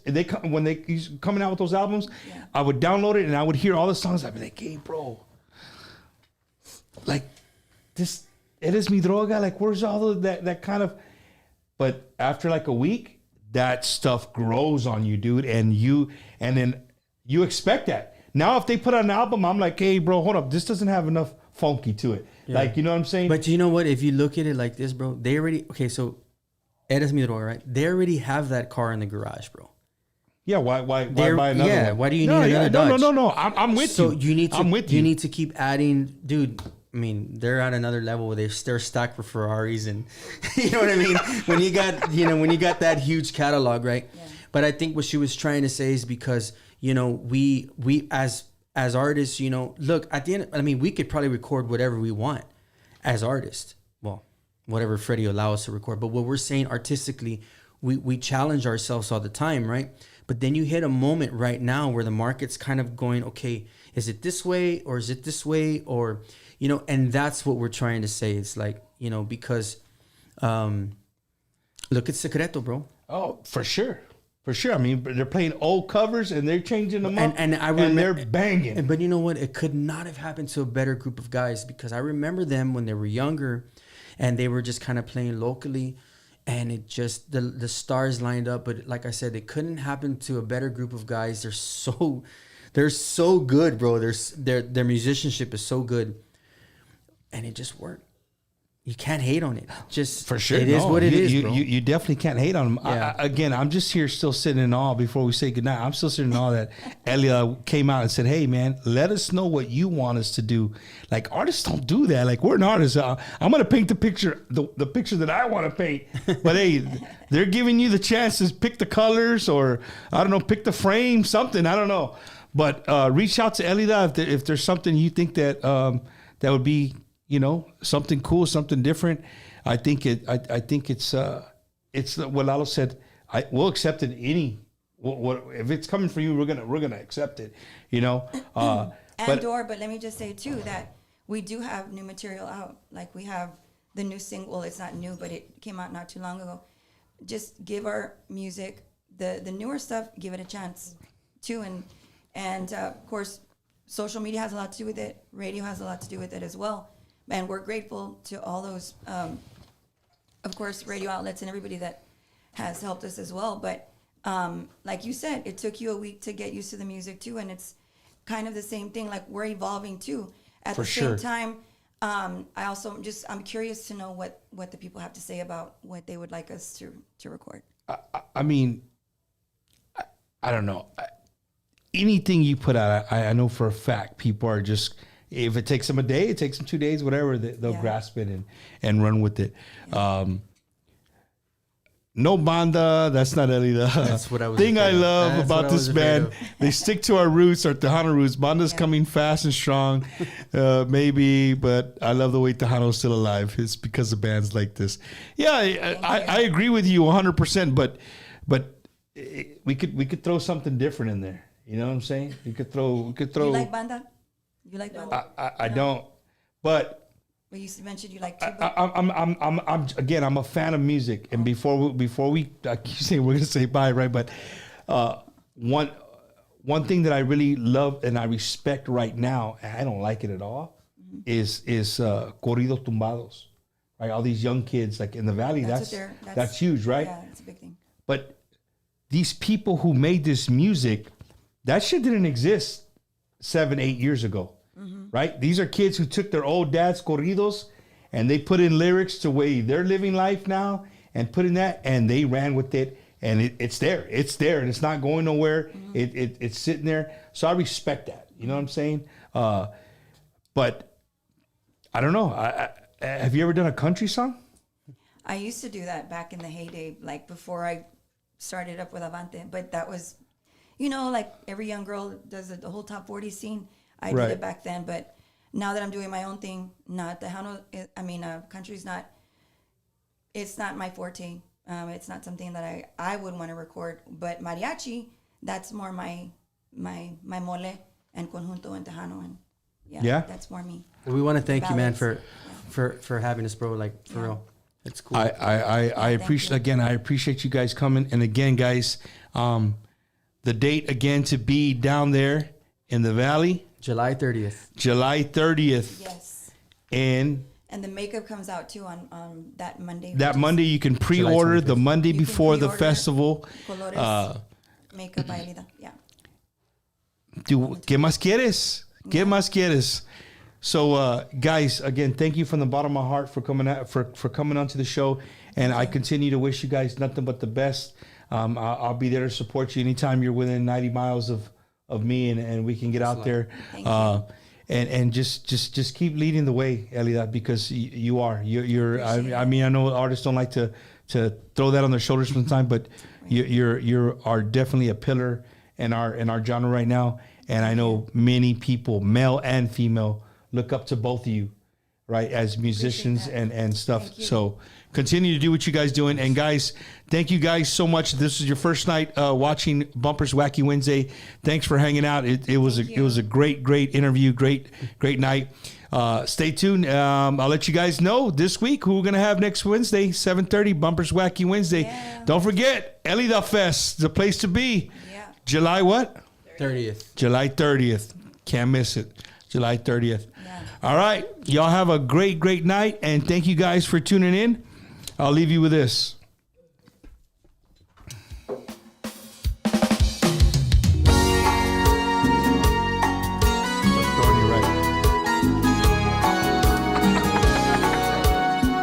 when we drink, it's gotcha because everybody's got to pee and we're live, you know what I mean? First thing Elida said, be like, how in the hell do you get all these people in here? We make it work, dog. We make it work. Your ass feels good now, right? I told him we were going to move the whole thing. Bro.